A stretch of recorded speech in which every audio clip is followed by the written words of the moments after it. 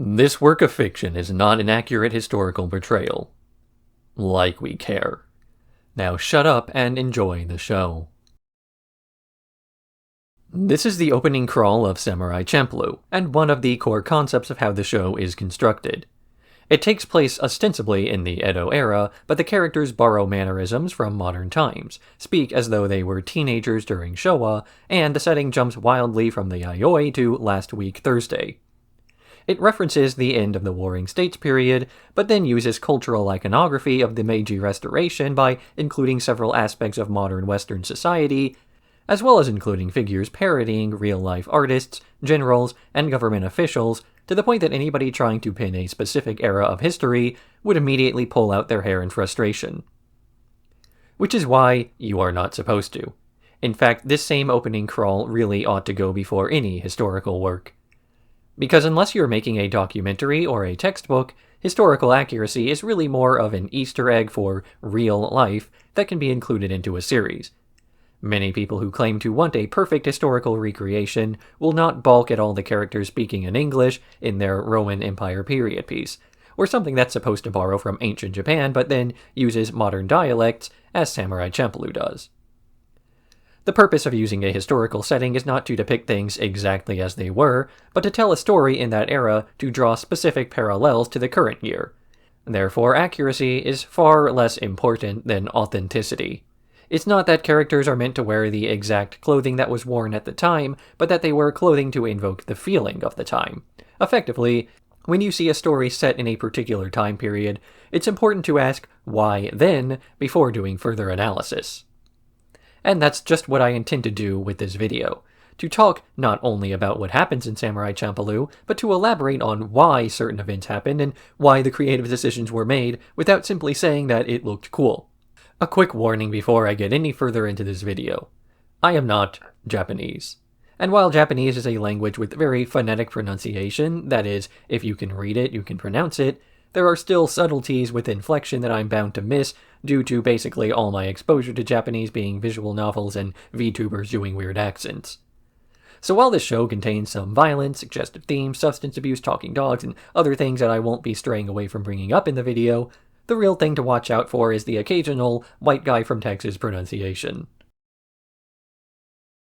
But even more egregious is the fact that, as of writing this section, I have no idea if I will be able to upload this video with the intended soundtrack behind what I am saying. Samurai Champloo is a show very well known for its music, so I'm aware that this is the kind of a deal breaker. I strongly suggest putting your own music on in the background, ideally something lo-fi, though there will be parts of the video where I will explicitly name songs and it's at least recommended you listen to those on your own later.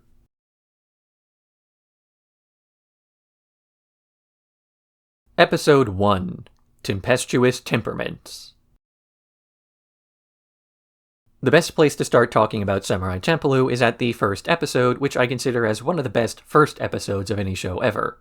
Not in the sense that it's the best single work that also happens to be in episode 1, but in the sense that it establishes absolutely everything about the show that needs to be established, all while being done in such an interesting way, so as not to even make the viewer realize they're effectively watching a bunch of introductions. The episode opens with two vagrants, Mugen and Jin, about to be executed, only to paraphrase Mexican revolutionary Emiliano Zapata, that they would sooner die on their feet than live on their knees. The village prefect's men swing down their swords, and the episode flashes back to the previous day to introduce these characters. This sort of flash-forward opening is typically used for stories with slower starts in order to show the audience something exciting first, something that will hook the viewer and make them ask how we got to that point, then stick around through the slower moments to have that question answered. But here the use of flash forward is meant to intentionally throw off the viewer, to make them think Jin and Mugen are somehow related, and that they're allies as Jin agrees with Mugen's gallows humor. This flashback takes us to two separate scenes, one in which Jin is an observer in a crowd, watching a man beg for a construction job, then to try to bribe the prefect from before to get the work. But his bribe is insufficient, so the man is set to be executed. Jin then enters in spite of the warnings of an onlooker, as he states his stance on honor. He calls out the men about to execute a man for the crime of not being rich, by stating that they are an honorless bunch for doing the bidding of an honorless man. This is after being told not to bother with justice, as the crowd of onlookers, by nature of being onlookers, has accepted this dynamic as inevitable. The other scene is at a tea house, with a waitress named Fu being harassed by the son of that prefect as his friends show off their shiny new swords in a scene more out of a gangster movie than something about samurai. She then meets Mugen, a broke vagrant who asks for water, then, upon being told that it's for paying customers only, offers his services as a hitman to kill those punk teenagers. From these short interactions, we've already seen the casual attitude Mugen has towards killing relative to others. Not that this attitude is exactly rare. The family at the tea shop cowers in the back of house, telling Fu not to bother much in the same way that Jean was told not to intervene with the prefect's execution of the man from before. But while others are passive, Fu is more active, not just accepting Mugen's offer, but trying to barter him down, only really relenting once her fingers are threatened. So Mugen stands up and declares that he is going to kill each man for 5 dumplings apiece. He chops off the arm of one and stabs another, only to be shut down when the gang leader informs him that Mugen cannot touch him, as his daddy's bodyguards will come for revenge. This causes Mugen to seize his rampage, but only because he's now more interested in the bigger target, instantly abandoning his contract killing of the men as he wants to kill the prefect's bodyguards instead. So now we see that Mugen only begrudgingly offered to kill the men as he was broke, and that the fight was really payment enough. But instead of getting to fight the bodyguards as he wanted to, Jean enters the tea house. Seeing the corpses and the prefect's son's broken fingers, he's about to excuse himself when Mugen, believing Jin is one of those bodyguards, asks him for a fight. Jean says the men are dead, as he just killed them, and Mugen decides this is even better, with the two beginning to swing their swords around. This is our first real glimpse of Jean's fighting style. Before, when Mugen was fighting the punks, he asked them to come at him all at once instead of fighting honorably, then proceeded to dance around with a technique more reminiscent of capoeira than any traditional fighting style. Relative to that, Jean's fight against the bodyguards was less of a fight and more of a man swinging his sword 3 times. He does not allow himself to make any unnecessary movements, and his concern before had more to do with not getting blood on his glasses than survival. So Mugen jumps around throwing tables and catching the blade with his ironclad shoes, while Jean stays on the defensive, making short calculated movements as he waits for an opening. But instead of an opening, the men have their fight called off by Ryujiro Sasaki, the man whose arm Mugen chopped off, as basically an afterthought before. He douses the tea house in oil before tossing a lit match on the ground. Mugen wakes up later, having been dragged to a jailhouse awaiting an execution alongside Jean and the governor, who takes pleasure in having the men tortured for the evening leading up to their deaths. It shows that it's not about justice for his son's death in the fire. There's no investigation of the tea house fire, and the torture the night before has no real benefit, as it's all done behind closed doors and for no gain. The 2 men would die the next day anyway. Justice in this setting is far less frequently a matter of benefiting society, as it is a personal vendetta one character has against someone who personally inconvenienced them. Even the next day, as he's telling Jean and Mugen to grovel, the scene from the beginning of the episode, he makes no mention of the son that he just lost. I mean, it's not like Jean and Mugen are any better. The first thing Jean does after saving the peasant's life is to pick up his money from the ground to keep for himself. And of course, while the prefect is shown as being a bad guy for trying to execute the men he believes are responsible for his son's death, it's worth mentioning that Mugen was fully prepared to kill him for a snack and a glass of water. But what we also see developing is Fu. She manages to use her pet flying squirrel Momo to get past a gate guard and to the cell where Jin and Mugen are being held. And when she asks them if they're interested in learning why she's breaking them out, she gets an honest answer. They don't really care. But she continues trying to break them out anyway with the lockpick, saying that in exchange for their lives, she wants them to track down a samurai who smells of sunflowers. This is the second time we've seen Fu trying to bargain with Mugen, and the second time the deal fell through due to predictable faults in the plan as she gets chased away by the guards. The next evening, Fu hatches a second plan to break the men free, hustling a couple of fireworks and a ladder to get onto the roof to make a distraction. What she meant to do after throwing the explosives into the cell we'll never know, as Jin and Mugen actually broke free on their own, putting the fight aside to get out of jail first. Because for all of the morally ambiguous actions we've seen the two perform up to this point, the one line neither man wishes to cross is stabbing someone in the back when he's distracted. The 2 men fight their way across the yard, with Jin even finishing off the prefect as he begs for mercy, before Fu's firework explodes, giving them the distraction they need to make it far, far away. They meet up again near the tea shop where all of this started, ready to finish the fight, when Fu arrives late, begging them not to kill each other, at least not until they help her find the Sunflower Samurai as she told them about. She is not super convincing, so instead, she offers them a chance. She will flip a coin, and if it lands on tails, they have to come along with her. Mugen tosses the coin so high into the air that they don't get the time to see how it landed, though Fu points out that she won the bet, and the three proceed to flee the pursuing prefect's men, with Fu's sandal strap breaking, as the episode does a freeze-frame ending. At 2 points in this episode, we see side characters mention the changing times as a justification for why fighting is not the answer to everything. Jean is told by a man in the crowd that it's not worth intervening in an injustice, as the period where that sort of thing was acceptable is long since over. Except that time never existed in anything but stories. The strong bullying the weak has been an unfortunate aspect of humanity since the first time a man had slightly more rice than another one. If anything, societal progress has made this sort of injustice less the norm than before. It's the prefect and his bodyguards clinging to the past, holding on to that feudal ideal of social castes that should be outdated. But just because someone says the times have changed doesn't mean that they have. And of course, Mugen is told not to swing his sword around violently in the tea shop, as they're now in a more civilized era, where people who start conflicts are brought to justice. This is the opposite of what happened to Jean, where he was told to stop fighting because the world is less fair now, while Mugen was told to stop fighting because things are more fair. In the end, the people trying to dictate the way the world is are all doing so out of a desire to make the world more friendly to their immediate ideals. After several decades of the strong bullying the weak, the second the tables are turned and there's a stronger man in the room, the bullies cry injustice, because they wish to go back to the way things were, when they were the ones in charge. The way things were in Samurai Champloo is a topic that gets covered again and again, and like in episode 1, a topic that never seems to be agreed upon. Samurai still technically existed, it's just that they went from a class of warriors bravely taking and defending castles as they stocked up on battlefield loot, to glorified bodyguards who were little more than bookkeepers for the landed elite. The ability to work your way up in the world through loyal service was done away with as land stopped changing hands as often, and whatever position a samurai found himself in was probably where he was going to be for the rest of his life. The only real social mobility was downward. And yet, for some, this was a much better deal than what they had had before. The odds of your property and land being taken away by a guy with a bigger army was gone, and the relative stability meant that whoever was temporarily ahead no longer had a big loot me target on their backs. The winners got to stay winning, and the losers had nothing left. And so the people who were comfortable were the ones arguing against further societal change, whereas the ones who wanted anything to be different were those at the bottom. And of course, being at the bottom meant that you had no say in whether society marched on.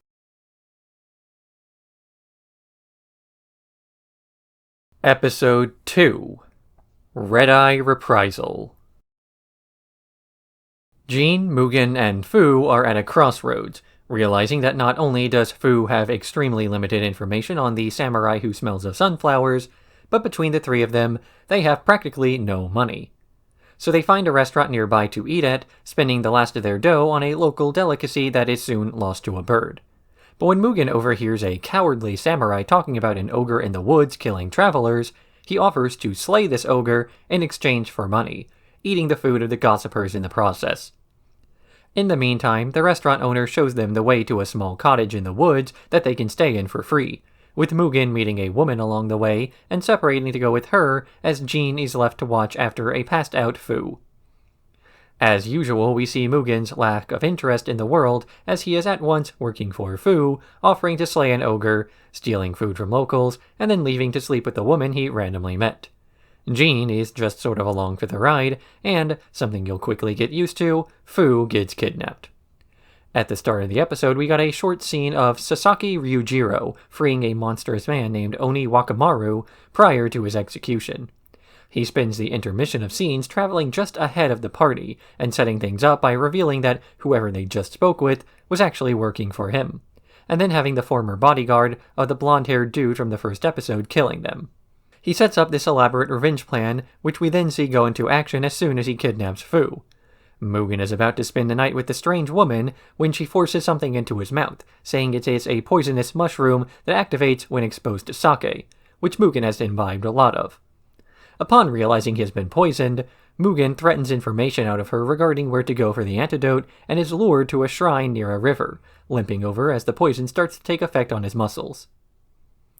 Meanwhile, Jean is trying to relax in a hot spring when the cowardly samurai from before shows up and begins explaining things about fireflies, that occasionally two male fireflies will attract one another. Before Jean can leave, he's then told about the Sunflower Samurai, and so Jean follows this strange man, Inuyama, deeper into the woods. Predictably, this guy reveals himself as an assassin, and he's been feigning clumsiness to make the others let their guard down. Jean doesn't fall for this, being on edge from their conversation before, and when he reveals he's well aware of the fact that it was a trap, draws his sword. Inuyama is a professional killer in the sense that he insists he has no ill will towards Jean, that killing him is simply a job. The men back at the restaurant called him a samurai at first, though from his actions and the way he carries himself, this Bushido spirit doesn't really seem to be present at all. Bushido, literally the way of the warrior, and that is way with a capital W, is essentially the Japanese version of chivalry. Just like chivalry, it is a set of guidelines for living that were mostly collected after the fact, frequently broken down for the sake of pragmatism, and have long since been overblown in importance as the time period became more and more romanticized. It's an instance where the Jidai Geki version of events has become more influential than reality. He calls himself a samurai, but calling yourself a samurai does not make you one, and arguably acting like a samurai doesn't make you one either, since the real version of history has so thoroughly divorced itself from the image people have in their heads of what a samurai is supposed to be. Basically, if you asked a layman whether a samurai is the type of person you could contract out to perform an assassination, their answer would be entirely dependent on whether the guy looked cool doing so. Back to Fu, she's being held by Oni Wakamaru, who never really explains his backstory, although we, the audience, get to see glimpses of it, enough to imply he was an outcast for his appearance, and after being chased by an angry mob, snapped and slaughtered several people. He has since coped with this by trying to hide his face so as not to offend anybody, though he has also been manipulated by Ryujiro into getting even against the people who treated him so poorly. Basically, people fear Oni Wakamaru. He lashes out at them, they feel as though their fear is justified. You can imagine that if this guy simply took the abuse without fighting back, then the townsfolk would never have their prejudices confirmed, but the thing about bigotry and blind fear is that the hatred comes first, and the logical justifications always come later, never the other way around.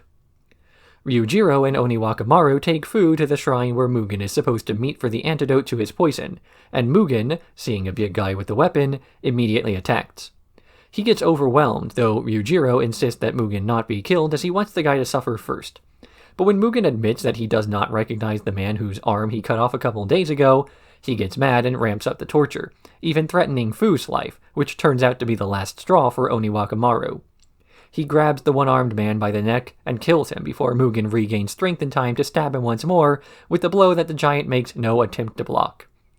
As he lays there dying, he thanks Fu for being the first person to not consider him ugly before dying by the river. This ties into Jean and Inuyama's fight. Inuyama admits that Jean is the better swordsman, but only in a vacuum, a fight that takes place in a dojo with no distractions. But when the assassin starts using his environment to his advantage, Jean is put on the defensive, only for the sound of death in the distance to make him realize his employer has been killed. With no more reason to fight, Inuyama puts away his sword, looks over his shoulder, and says that he and Jean will surely meet again. They never do. This is the expectation that the second episode of Samurai Champloo sets up for the audience. The main antagonist is a man out for revenge for losing his arm, though he's shown not to be especially stable in the first place. He was the former bodyguard of the blonde dude from the tea shop, tolerating the implied, frivolous orders he got before finally using his missing arm as an excuse to start to kill people. He is a stereotype of the unhinged evil, looking for a justification for his hatred. And prior to all of this, he was a hired bodyguard for a landed elite. Basically, this dude was just as much of a samurai as anyone else we've met so far. And with one returning character and another saying he will return later, one can expect the episodic plot moving forward to be the sort of thing where characters are meant to be remembered, that any of their adventures could come back to be relevant later as the people that they meet all form a close web of connections, and maybe they all get called upon in the end for some grand finale. Heck, the man who gave Fu the light she needed to detonate the fireworks last episode was the man Jean saved before. An audience member could easily expect the show to lean heavily into continuity, but this is a rug that will be pulled out from under the viewer soon enough. Aside from Jean, Mugen, and Fu, there's really only one character who makes recurring appearances. Oh, right, and the flying squirrel too. I think the showrunners sometimes forgot about Momo as well. As a side note moving forward, every episode title in Samurai Champloo uses a 4-character aphorism called a Yoji Jukugo, which are literally single words with an idiomatic meaning. This is one of the earliest styles of Japanese poetry to exist. To use an example of the first episode, the Japanese name would be Shippudoto, which most translated literally means storm, storm, storm, storm. Maybe one could say a flurry of storms, but the purpose of the English version of Samurai Champloo is not to make a one-to-one translation, idioms and all, but to instead translate the intended message. Because saying storm, storm, storm, storm to an English speaker would have a different definition depending on who hears it, and the English native may not understand what you meant to say. Basically, direct translations are the most precise, but not the most accurate way to bring a foreign work into a new culture. Otherwise, you end up with wonderful lines like, people die when they are killed. I would even go as far as to argue that learning Japanese in order to watch anime would still not give you a very accurate depiction of the original series, and would prevent you from really getting the work as it's meant to be understood. Even works originally in English can be misinterpreted by a native English speaker. I'm sure everyone can remember at least one movie or book or whatever that you enjoyed, only to go online and watch someone vehemently argue that all the subtle symbolism was there as sheer coincidence, and that the curtains were just blue for no reason. This phenomenon is going to be even worse when there is a language and culture barrier between the artist and the critic. As such, basically every Japanese series you watch in English will not be translated, but localized to better confer the artist's intention to Western audiences, so they don't have to cover the screen in translator's notes constantly, and make the viewing experience one that requires liberal use of the pause button. So this is what I'm bringing up episode titles to do. Shippudoto is translated as Tempestuous Temperaments when brought to the English market. The reason for doing this is to invoke that same feeling Japanese natives will feel when they read an episode title using early Japanese literary devices by not translating the individual words to their nearest neighbor, but by translating the literary device used itself. Alliteration was commonly used in Beowulf, the first historically English, I'm using that term loosely, poem, as a means of making the oral transmission of the tale easier to remember for bards.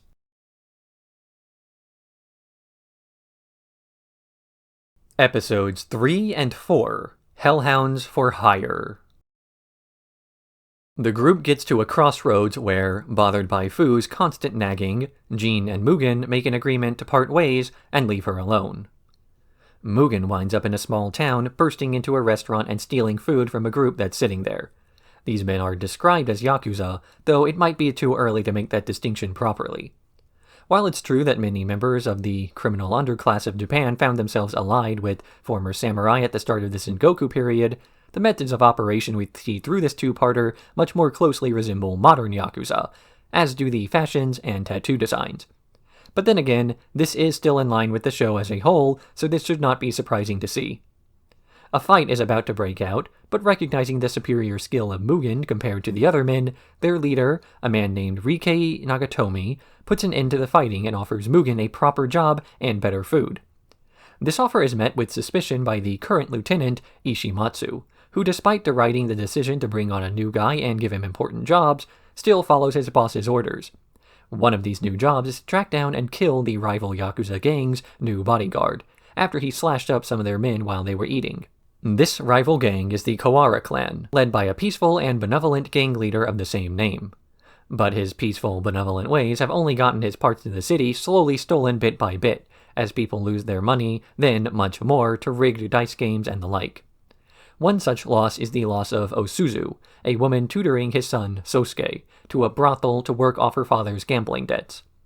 Sosuke, mad that his father is refusing to fight, takes a sword and rushes down some of the members of the Nagatomi gang, only to get pushed around, saved only when a hungry Jean offers his bodyguard services.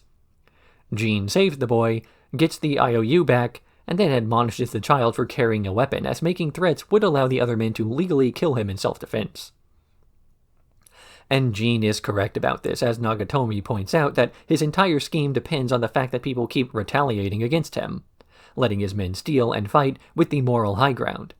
If he were to simply take over the city with violence, as was the norm during the Warring States period, then the townsfolk would be fearful of him and refuse to do business. And worse, if things got too out of hand, the government might get involved and shut down the whole operation. He's savvy in this way, that simply ruling the world as a conqueror is no good when you can instead pacify your enemies bit by bit, and then have them work for you. A dead enemy is far worse than a subservient one. Meanwhile, Fu enters the very same town and with her last coin asks a fortune teller where to find Jean and Mugen, only to be told to watch out for vases. She bumps into a man, carrying a vase, although he walks into her, and then another man, claiming to have a way to pay for what she broke, offers her a job. This is how she ends up in the very same brothel as Osuzu, and how she's able to be present for the inevitable showdown between the two rival gangs and their new bodyguards. But what's also worth pointing out here is how Fu once again manages to instantly befriend the people she comes across on her journeys, all of the other victims. Within seconds, she's managing to piece together that Osuzu is there against her will, and makes a verbal agreement that the two women ought to stick together, the exact same way she was able to get Oni Wakamaru on her side before. Mugen is complaining about how boring it is to wait around for something to happen, though Nagatomi tells him that this waiting around is where his power comes from, simply letting other people make mistakes. Mistakes like Sosuke and Jean sneaking into the brothel in disguise, with Jean dressing as a woman looking for work, until the gig is up when he's asked to play something on his guitar. Mugen hears the commotion and rushes over, only to see that it's Jean who's causing the disturbance, and that Jean was the man he was hired to fight all along. They briefly joke about how it's impossible for the three to get separated before beginning a fight. While Jean and Mugen are fighting, Sosuke bursts into the room where Osuzu is being held, trying to break her out of captivity. But she refuses to go with him, saying that her family will still owe a debt no matter what. Sosuke is then grabbed while trying to flee alone as the fighting ceases, due to the fact that, in his rush to kill Jean, Mugen stabs one of the men on his own side. Jean uses this temporary distraction to set off a smoke bomb and flee with Sosuke, much to Sosuke's annoyance as he didn't complete his original mission. But Jean is undeterred, as he noticed from Nagatomi's reaction to the murder that his gang's loyalty is flimsy. All they have to do is assassinate him, and the whole organization will collapse. Back at the brothel, Osuzu and Fu are discussing their reasons for refusing to run away, citing her devotion to her family as motivation for sticking around. Fu is shocked by this, insinuating that family is often more trouble than they're worth, making Osuzu apologize for giving offense. It's important at this point to acknowledge that women in Japanese society during this period were effectively considered property. In fact, it was actually illegal for a woman to be alone outside the house without some sort of male guardian around. While the forced brothel work seems appalling today, it was the norm for the time. Fu's behavior is something that is more so reflecting of modern social thinking instead of mindlessly conforming to the behavior of the time period the show takes place in. And while her actions don't seem especially heroic or progressive to us, when placed relative to the time period, she becomes a much stronger character. Up to this point of the show, we've seen very few female characters, and the ones we have seen have been nearly universally reserved and quiet. So the loud and hard-headed Fu manages to stand out more as a result, pushing against social norms that she doesn't understand, while forcing those around her to be baffled as they try to explain why she is wrong without simply saying, well, that's just the way things are. Meanwhile, Mugen and Nagatomi are having a discussion on how to control people and the way in which power is derived, but Mugen announces that he has no interest in this sort of thing, only believing in his own power instead of serving others. Ishimatsu overhears this discussion when he's about to confront Mugen for leaving, is told to fight for himself, that he made the decision to serve on his own. Sosuke is sick of waiting around, and later, when spying on Osuzu, he sees a man harassing her and rushes in with a knife, killing one of the guards. This means that Nagatomi is able to demand justice, which he does in the non-violent Yakuza way. Rather than a life for a life, he will gamble against Kawara. If he wins, then Kawara can pay the debt with his remaining land. If he loses, he has to pay the debt with his son's life. Kawara agrees to these terms, telling off Sosuke for complaining about the consequences of his actions. But already Nagatomi is plotting a way to rig the game. While he agreed that he would supply the dice while Kawara would supply the dice roller, they arrange an accident for the roller so they can control both aspects of the outcome. What he does not plan for, though, is the fact that Fu managed to escape by once again using a vase to smash a customer's head before jumping out the window. She's grabbed by the men who were supposed to transport the dice roller and arrives at the gambling arena in time to run the game. Fu shows a shocking proficiency for dice rolling, and Nagatomi wins, much to his own shock. To his further shock, Kawara agrees to pay for a life with a life by taking his own, keeping his son alive and his lands intact. This calls back to a conversation with Jean before, where he entrusts his steel to his son, stating that perhaps he's too old to continue ruling the clan, a decision he made back when Ishimatsu quit to join the others years ago. But Nagatomi doesn't care. He taunts the dead man for throwing his life away for no reason, that he's still planning on taking the land from the weak Sosuke, who inherited his role. Then, Mugen comes back, mad no one was sent to kill him after he quit. Another fight breaks out, with Nagatomi quickly fearing for his life as it's clear that Mugen doesn't care about things like hostages or taking sides. So the Yakuza leader runs into the woods only to encounter Ishimatsu, who kills him in the road as he's now seen the real face of his old master. With all the Yakuza business behind them and the Nagatomi gang predictably collapsing without its leadership, Sosuke offers Ishimatsu his old bodyguard position, saying that his father would have wanted the two to forgive each other. But Ishimatsu refuses as he has to settle things with Mugen first. The two prepare for a fight, with Mugen warning him he will not hold back, and after a single slash, Ishimatsu dies. It's not exactly a tragic end to the story, as Ishimatsu was able to die on his own terms for his own reasons. Mugen and Nagatomi were both correct when they said that everyone fights for themselves, and that power comes from taking advantage of this. The issue is that each person in the world considers different things to be themselves. For example, Osuzu values the well-being of her family above all else, which is why she stayed in the brothel and passed up the opportunities to escape.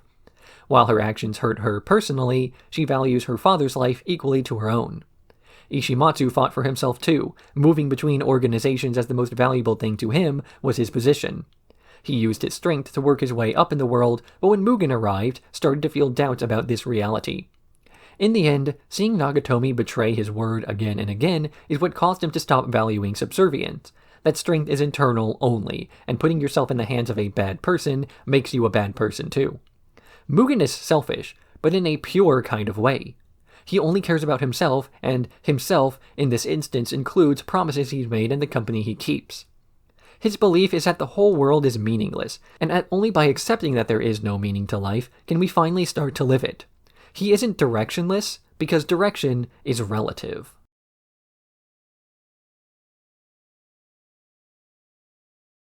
Episode 5. Artistic Anarchy.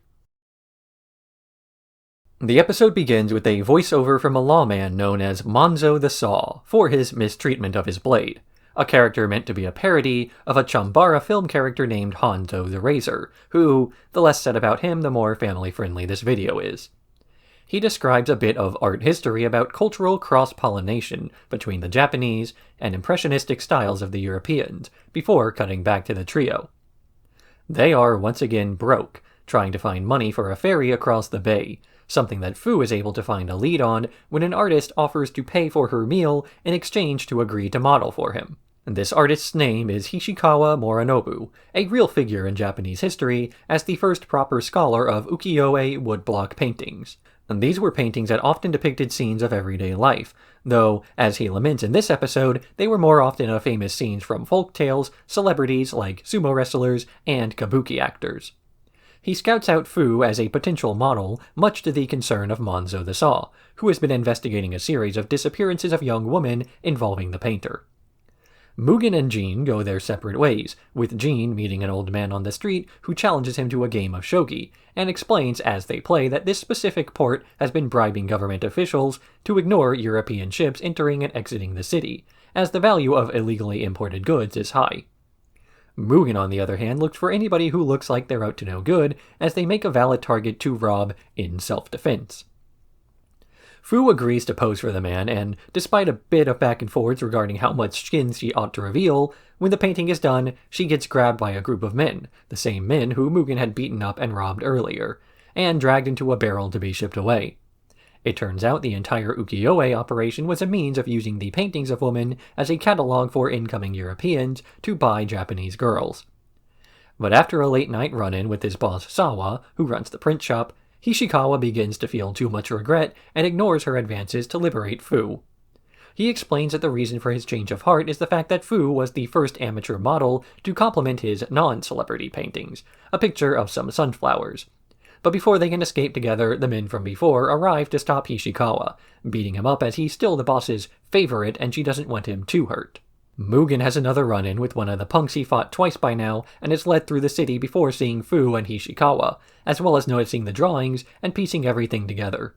He bursts into the room where the barrels of smuggled goods were, but finds the warehouse empty, save for Monzo himself, having stripped to his underwear in the heat of the barrel, as he realizes that he just missed their operation. Knowing they're headed for the harbor, Mugen gives chase and the men lead him to the headquarters of the entire operation, where Monzo the Saw uses the evidence he's gathered and the implied witness testimony of Fu to arrest the culprit who masterminded the whole thing, the man with whom Jin had been playing shogi. In spite of this man having tried to accidentally knock over the board to get out of a loss, he keeps to his word and pays up his end of the bargain in his game with Jin, meaning the trio has the finances to cross the bay after all. Hishikawa encounters Fu on a bridge and declares his intentions to sneak aboard a ship to Europe, where he will study under the European masters, as he believes that they, like Fu, will appreciate his work. Though Monzo points out that he does not make it far and gets sent back to Japan to live out the rest of his life, although the portrait of Fu that he drew still manages to make the crossing and is discovered by Van Gogh, who draws the inspiration for his impressionist paintings from Fu's lewds. Hishikawa was a real figure who popularized an art form that most people think of when they imagine Japanese art. In this episode, his real revolutionary vision is the fact that he doesn't wish to draw celebrities and fictional depictions of the world, but that he instead gets the chance to draw amateurs and scenes of everyday life. This is, in essence, what Samurai Champloo is about as a show. Most historical works tend to focus heavily on the lives of emperors and the upper class, just as ukiyo-e tended to depict very famous people. Samurai Champloo differentiates itself from the rest of the genre by depicting not the people in charge, but those at the bottom of the social ladder.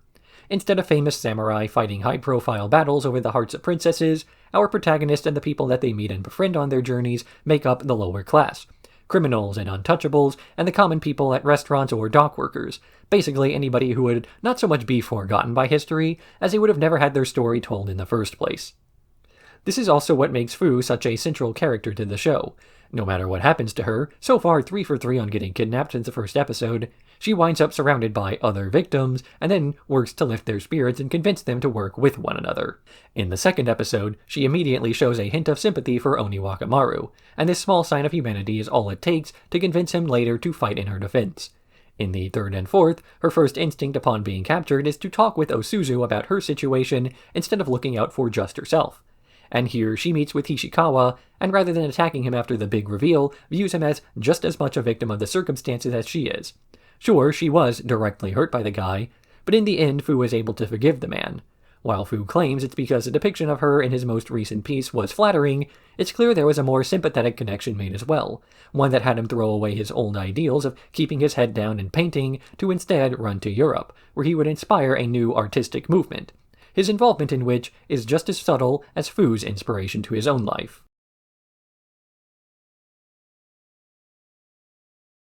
Episode 6. Stranger Searching. The trio enters a town in Edo as they've heard of an eating contest there, something they only enter as they assume the food is free. But it turns out there was an entry fee, and an entry fee that they can't pay, so everyone puts up their swords as collateral in order to enter, assuring Jean that there's no way a bunch of starving vagrants could possibly lose an eating contest.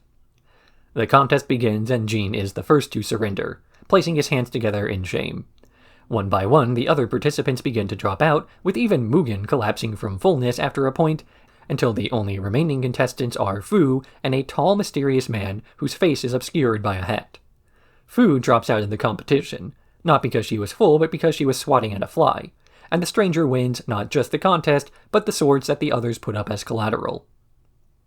They ask this man for their weapons back so they can be on their way, but he claims that he has no intention of returning the swords for free because he still has a bunch of sightseeing that he wishes to do.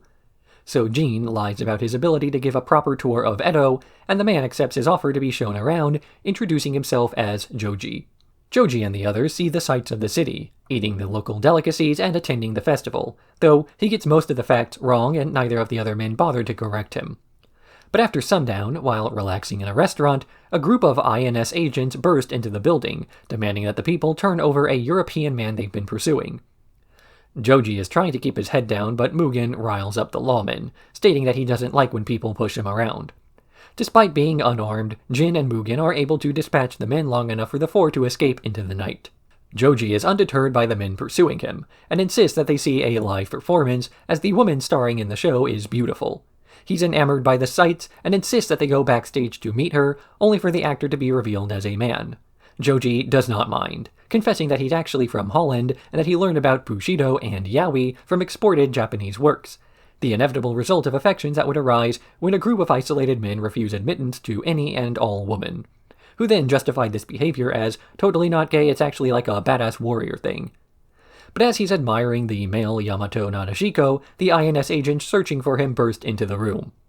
Realizing that Jin and Mugen have upheld their end of the bargain, Joji returns their swords and they fight their way out, coming out onto the stage and getting confused as part of the act. Mugen and Jin are surrounded by INS agents, only for these lawmen to get surrounded by a group of masked men who reveal themselves as Europeans too, working on behalf of the Dutch East India Company, and that Joji is actually Isaac Titsing, the governor of the company who's been touring Japan instead of meeting up with the shogun to pay tribute like he was supposed to. The INS apologizes for their behavior and the entire ordeal is cleared up. The next morning, Isaac insists on trying to properly pay Jin and Mugen for their services, but they turn him down as they didn't really do anything. But Fu asks him about the sunflower samurai, as sunflowers were originally imported from Holland, and Isaac, upon seeing a skull charm Fu was carrying, tells her to head to the port of Nagasaki, and the fact that showing that skull to the wrong person could be extremely dangerous. Isaac Titsing was a real historical figure, the Oberhaupt of the VOC trading post in Japan, who is notable for being very open insofar as spreading the culture of Japan back to Europe upon leaving, also writing plenty about the Japanese on their own terms. He mentions in his records having made several friends within Japan, and that he insisted on defining Japanese culture the way the Japanese themselves described it, rather than an outsider's account or the context of the Chinese. This episode makes a nod to these facts by having those friends be our protagonists. These writings also served a very important historical purpose, as Japan's Sakoku policy, or their isolationism, severely limited the amount of foreign influence that could come into the country.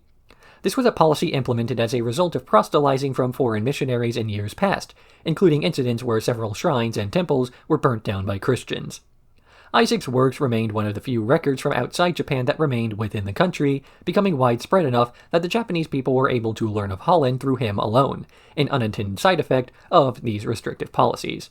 Isaac Titsing could be considered one of the first weeaboos of history. That is a term, formerly derogatory but now more recently accepted, for a non-Japanese enthusiast of Japanese culture. His obsession in this episode is explained as being derived from a rejection by his home country for his homosexual tendencies.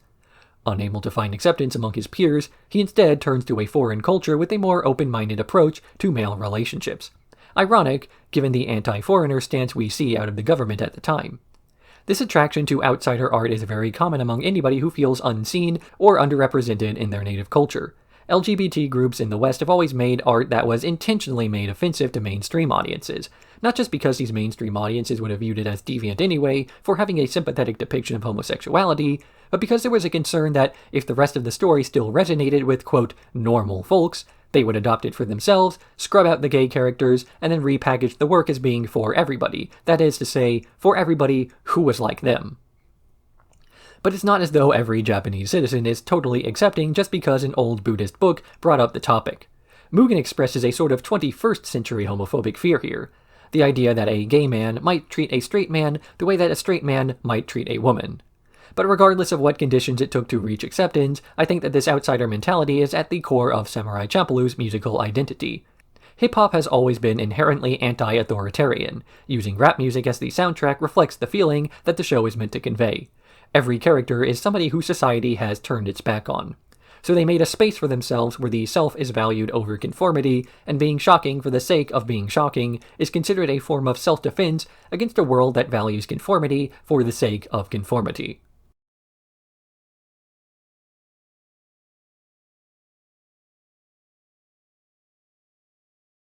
Episode 7.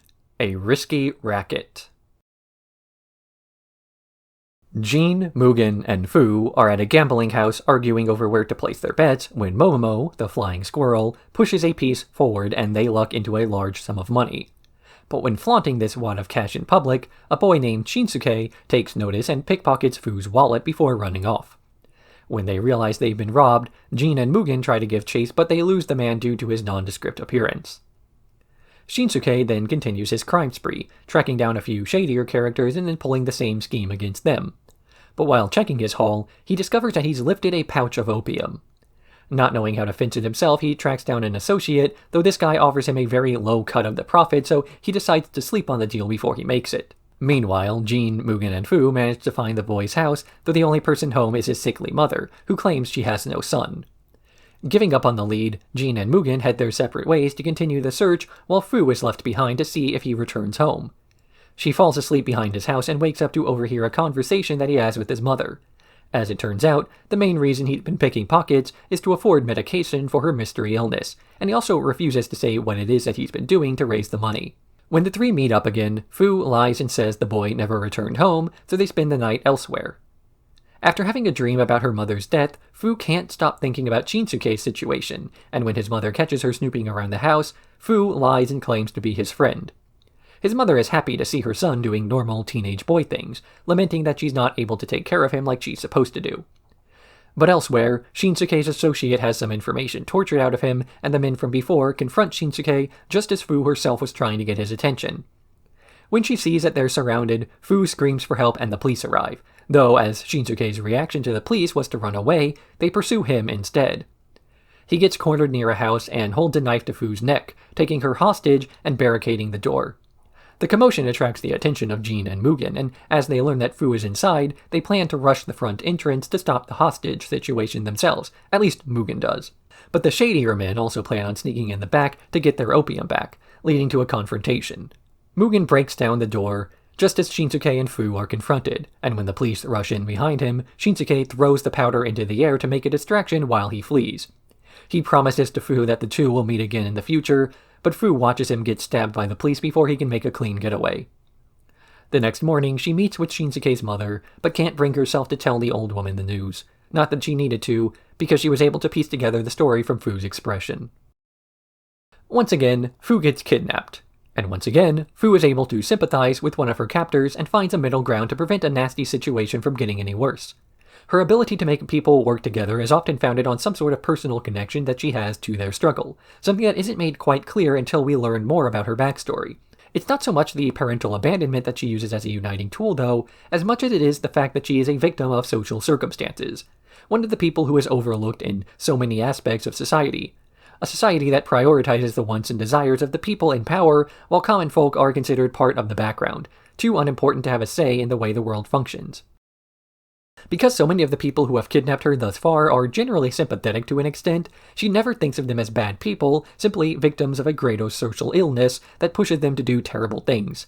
Even the unscrupulous among the antagonists of the show haven't considered themselves as bad or wicked people, just enforcing the same rules everyone follows. At its core, Samurai Champloo is a show about normal people, not great figures who are going to change the world, but outlaws and ronin, and women who are just trying to survive. And this is after the last two episodes have included real-world historical figures with their own Wikipedia articles, because the show doesn't focus on the great things they're going to do in the future, or the great things that they've done in the past. Hishikawa was portrayed as a misunderstood artist, too far ahead of his time to achieve greatness. Isaac was an outcast, trying to find a culture he would fit into. Despite being the wealthy head of a trading company, the focus was on his personality. Just because people know you for your deeds doesn't mean you're not still an individual with wants and desires going unfulfilled. Fu recognizes that even important people are people first, and this helps to inform us of why she is on her journey in the first place.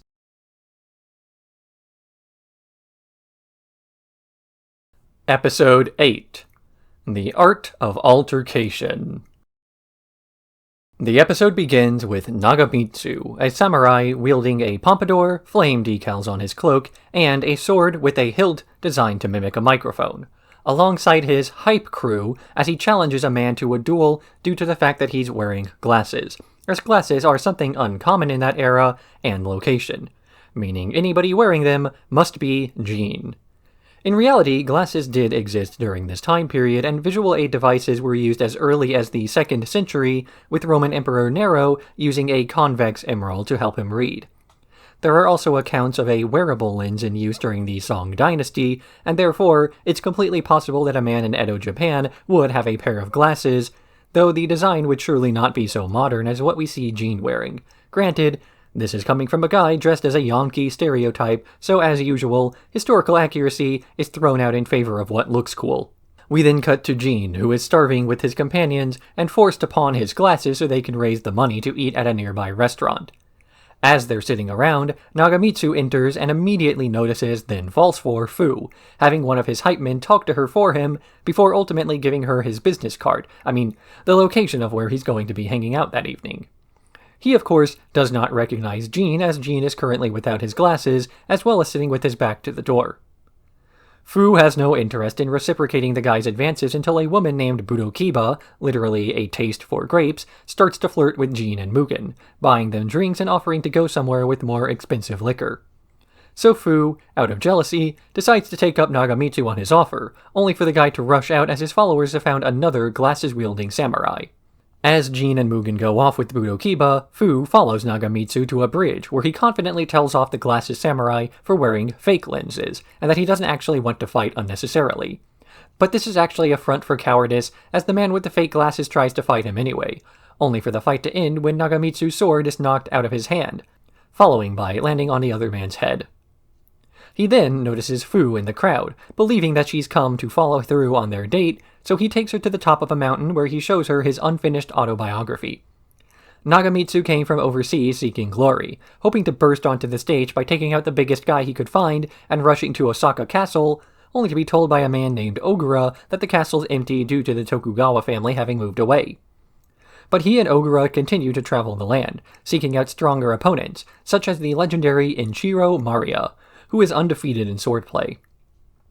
But they fare no better, with Maria's dojo being abandoned as the swordmaster has been slain by one of his own pupils, a glasses-clad man named Jean, who he swears to take out for the sake of glory. Fu excuses herself to go look for Jean and Mugen, though they're still out with Budokiba, encouraging them to drink more and more. Jean can't hold his liquor and is semi-passed out, but Mugen attempts to keep pace, only to get drugged again this way. Unable to find them, Fu simply resigns to spending the night at an inn as she ponders whether Jean could truly be a bad person, capable of slaying his own teacher. It starts to sink in that Fu, Mugen, and Jean don't really know anything about each other. They just happen to meet up at the same place at the same time, and she agreed to travel with them based on a coin flip, not out of a feeling that she would be safe with them, at least not a feeling backed by evidence. And yet it's perhaps the fact that none of these people have bothered to communicate with one another that is why they are able to get along so well. Jean is revealed to have some sort of conventional sword training in his history, being the student of a dojo of some renown, only to then kill his own sensei and never bring it up. While Mugen is wearing his anti-authoritarian personality on his sleeves, Jean is much more reserved and potentially more dangerous. Fu starts to realize that there was a reason these people were loners in the first place, but she has her personal reasons too. Fu finds Jean and Mugen on the street penniless and reeking of alcohol, but insists that the two hungover men make back the money they lost last night. After a short street performance, they're able to take their collected change back to the pawn shop, where Nagamitsu is currently trying to pawn his palanquin in spite of the modifications made to it. He sees Fu has made her return and assumes that she's following him, only to then see Jean don his glasses that he can now afford, and make the connection. But before Nagamitsu can challenge him to a fight, Ogura, his follower, draws a sword and demands justice. He says he's a student of Inchiro Maria, upset at the betrayal and murder of his master, and eager for revenge. So eager, in fact, that he even followed around an idiot like Nagamitsu for years, just to have a shot at finding Jean. Jean confesses to the fact that he killed Maria, though he claims that it was not murder nor betrayal. He easily overpowers Ogura, but spares the man's life, saying that he's accepted the fact that plenty of people are out to kill him, and he leaves Ogura alive to spread the word. But this confrontation ends when a huge dog named Luigi walks by and Nagamitsu runs into the street to greet his pet. The other owner of this dog, Budokiba, actual name Osen, comes by and chides her husband Nagamitsu for messing around with his weird samurai obsession so that he can come home and take care of the kids she apparently also has not been raising, and they board a ship to sail into the sunset. Nagamitsu is viewed as naive in this episode for having overly ambitious dreams of fighting powerful men and then becoming powerful himself for doing so. Ironic, given that during the Warring States era, this was precisely the attitude many members of the nobility thought with. If their armies could just take some land, they would be better off enough to keep doing that. At the end of the episode, one of his subordinates even floats the idea of attacking Oda Nobunaga in order to become famous, Nobunaga having died long, long ago as of the period in which the show takes place. He carries a sword around, makes grand speeches about his life, and carries himself with an air of confidence that does not match his accomplishments in life. He's even portrayed as a Yankee-style delinquent, complete with a Rizento haircut, flamboyant customizations to a traditional outfit, and in the Japanese dub he even rolls his R's to sound angry. We've seen plenty of renditions of modern anti-establishment stereotypes in the historical setting thus far, so it's not a shock to see something like this occur. And yet, for all the excessive bravado he's showing off, there's still something deeply sad about his character in the knowledge that we the viewers have about how unrealistic and delusional he comes across as. He's trying to embody the Bushido spirit, at least a sensationalized version of it, and the only reason he's considered to be naive for thinking this way is that he's not from an already powerful family. He's naive for thinking that he can change anything for the better.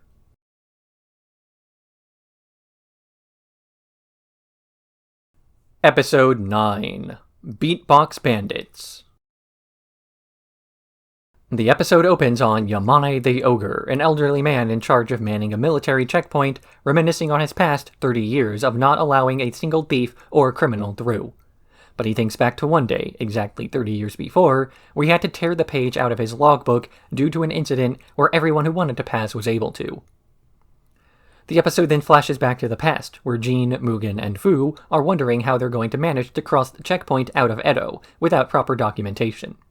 They're offered some travel documents by a scalper, and they buy them, only to get stopped at the border and arrested for having fake documents.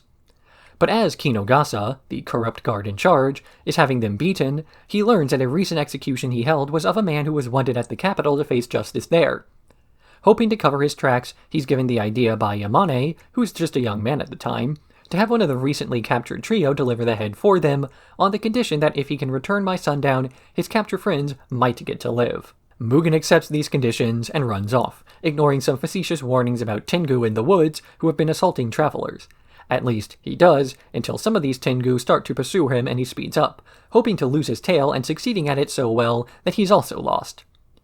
Mugen stumbles into a field of grass, and then stumbles into a trap. But Yamane has been tailing him all along, as Kinogasa was hoping to cover himself in case the guy just ran off with the head. He sees where Mugen was taken, a group of warrior priests led by a man named Aohabu, who are plotting an overthrow of the shogun's rule, using Tengu as disguises, which have led to the rumors. Remembering a strange feeling he got when he saw Mugen for the first time, Yamane tries to sneak into the storage room where Mugen is being held when he too is captured. But as they're chatting about how they ended up together, Yamane manages to dislocate his shoulder and slip out of the restraints, where he then uses Mugen's shoe to light a small fire. The guards are alerted by this and they enter the storage room to put it out before it spreads, only to get ambushed, with Mugen and Yamane taking advantage of the chaos to sneak away by using the grass as cover. Aohabu himself tries to stop Mugen before he can take out his men one by one, but the smoke from the grass fire makes its way to them, and soon Mugen and the others just can't stop laughing. Back at the checkpoint, the sun sets, and the time for Jean and Fu's execution is nigh. But just as it starts, Kinogasa starts laughing in triumph, and then something else, as the grass fumes have also made their way over there. The episode then cuts back to Yamane 30 years in the future, as he recalls that everyone was too happy to bother with the executions, or checkpoints, or revolutions anymore, and all passed through the checkpoint as equals. I'm going to be blunt. There do be some references to blaze through in this episode, which, coming from a country with much harsher drug control laws than most of the West, are going to have a different connotation. One that makes these warrior priests appear much more hard-boiled than a comparable American stoner. These warrior priests also don the guise of Tengu, a Buddhist variant of a Shinto mystical creature with a reputation as harbingers of war and destruction. At least, that was their old interpretation of what the Tengu meant. As time marched on, they began to be viewed as less of a destructive force and more of a protective one, guarding mountains and forest with their power. This is a similar trend to what Yamane mentions the Tengu priests have undergone, once harbingers of destruction who regularly rose up to violently force political changes to much more peaceful caretakers of religious shrines, to better match the more peaceful era that they found themselves living in. These men claim that the average samurai is lazy and corrupt, an inevitability of any organization that loses its original purpose and now exists mostly out of a desire to sustain themselves. So to them, random violent revolutions are not just a way of filtering out the new weak generation of men, but a necessary aspect of what keeps people sharp like blades, so they aren't complicit. This is the exact same line of reasoning I'm sure everyone who's ever been under 30 years old has heard from the older generation, that they're harder for having to put up with more in spite of the fact that, ostensibly, that's meant to be the whole point. That you leave things better than you found them, and that the next generation being softer than yours ought to be an accomplishment, instead of something to be disdainful of.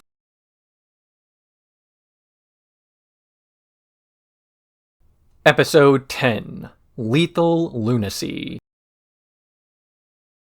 The group is wandering about, hungry and broke as usual, when they come across an elderly monk named Zuiko. They have no money to give him, so he offers to feed and shelter them in exchange for the trio doing work around his temple. They proceed to clean up the place, but Mugen is uninterested in doing much work, as he is more concerned with rumors of a Sugiri, or street killer. He and Fu wander about seeking clues on who and where he'll strike next, tracking down strong swordsmen, as he seems to be attempting to take out only strong men. As Fu hears more and more details of the grisly deaths these men are suffering, namely, that there are no physical wounds but that they're bleeding internally, she decides it's too dangerous to keep going and returns to the shrine. Mugen interrogates a few renowned fighters but doesn't seem to be getting any closer, until one night he hears screaming and follows the source to a quiet man at a restaurant. This man is Shoryu, and he acts as though he knows nothing about the string of killings, though we the audience saw at the start of the episode that it's him. He does tell Mugen a story of a mountain climber, who climbed a mountain so tall nobody could comprehend its height. Then he climbed taller and taller mountains, but no one believed him, until he reached a summit and refused to leave, becoming a demon while he was up there. Mugen doesn't really see the point to this semi-autobiographical story, but he does use it as evidence that Shoryu is the street killer, and prepares to fight the guy. This fight is over quickly, as the police hear the commotion of the first swing and rush over. Shoryu flees, but first, he tells Mugen to reunite with him on the next full moon. It's at this point that Mugen realizes his hands are bleeding, despite the fact that he blocked the blow, forcing him to suspect that he might not be able to win the next fight. As Mugen proceeds to spend the next month training and practicing various techniques, Jean has grown suspicious of Zuiko. His reflexes are far too fast for an old man, and he's keeping something a secret. He admits this truth, that he was once a kenjutsu instructor at a dojo, and the street killer is a former pupil of his named Ukon. Ukon was sent on a voyage by the order of the local lord, but the boat sank in a storm and he washed up ashore on the continent. Taken in by a group of monks, he learned from them the art of hake, a technique in which one cultivates their inner chi, that's QI for you Scrabble players, and 10 years later returned to Japan. But after his return and name change to Shoryu, he started to act a lot more aggressive, killing a fellow pupil in a training match and insisting that the point of martial arts is to kill, and kill alone. He got kicked out of the dojo and then started to wander the country, trying to seek acceptance into a new school but continuously getting kicked out, until he began to simply kill the leaders of each dojo to prove his strength. Zuiko resigned his position and became a holy man to seek penance for his inability to stop his former pupil from becoming the monster he is now. In spite of Fu asking Mugen to keep his promise to travel with her, and Jean insisting that he has to be the one to kill Mugen, Mugen still travels to the bridge where they fought before. Shoryu is excited to have a fight against an equally skilled opponent, as is Mugen, and they begin to spar, with Mugen simply dodging the energy blasts before even managing to trade blows with his foe, disarming them both. As Shoryu prepares his final unarmed blow against a weakened Mugen, Mugen simply stabs him in the stomach with the dagger he hides in his sword's hilt. The episode ends on Zuiko in meditation. Obviously, Samurai Champloo takes a lot of liberties with the historical accuracy of its setting, and this episode shows that the show is fully prepared to take liberties with the sense of realism as well. The ability to shoot energy out of your palm, it should go without saying, is not something a person can do in real life no matter how many mountains they meditate on. Of course, it gets away with this by the fact that it's not an episode about a guy who learns a secret technique for killing, but an episode about the use of that technique and whether it belongs in a society that's at peace. Zuiko kicks Shoryu out of his dojo for misusing the art form he's been taught by using it for violence. Sure, once upon a time men would learn how to fight, cultivating their bodies to become killing machines in the interest of preserving peace, or at least pillaging the neighbor's land. But there's no longer a need for such violence in the world. It's not as though the institutions that were used to teach these martial arts had to disappear overnight, though. Many depended on them to find some purpose or meaning in their existence, or even more basic needs like a group to consider a family, or food, or shelter. Shoryu argues that this societal change is a sign of a decaying culture, that samurai being used as bodyguards when they aren't sitting idle is an indication that there's something fundamentally wrong with Japan. Of course, when all you know is how to kill people, you're going to want to build a society where killing people is all that's valued. And when people move on from killing others to repurpose all those dojos and schools into places of learning to use martial arts as, well, an art, then it feels like you've wasted your entire life, when all you have to do is reconsider why you trained for so many years. Yet Shoryu doesn't really think this way. That much is made clear when he starts to fight Mugen. He acts as though he's merely a man at his peak who is going unrecognized for his abilities, when the reality is that those things are backwards. He's a man who wanted recognition, and so he sought out a specific art form to master, then proceeded to act as though mastery of hake is all that matters in life. That since this was a common enough sentiment with the other disaffected former samurai, he could get away with pretending that the exact set of circumstances that led to his current lifestyle are the optimal kind. In the end, though, he fights Mugen and loses, so his entire survival of the fittest mentality is either correct, and he was never the best, or it was wrong, and he died for no reason. Of course, one could argue that the latter could be said for any death, no matter the context.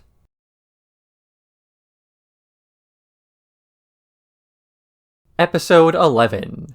Gamblers and Gallantry.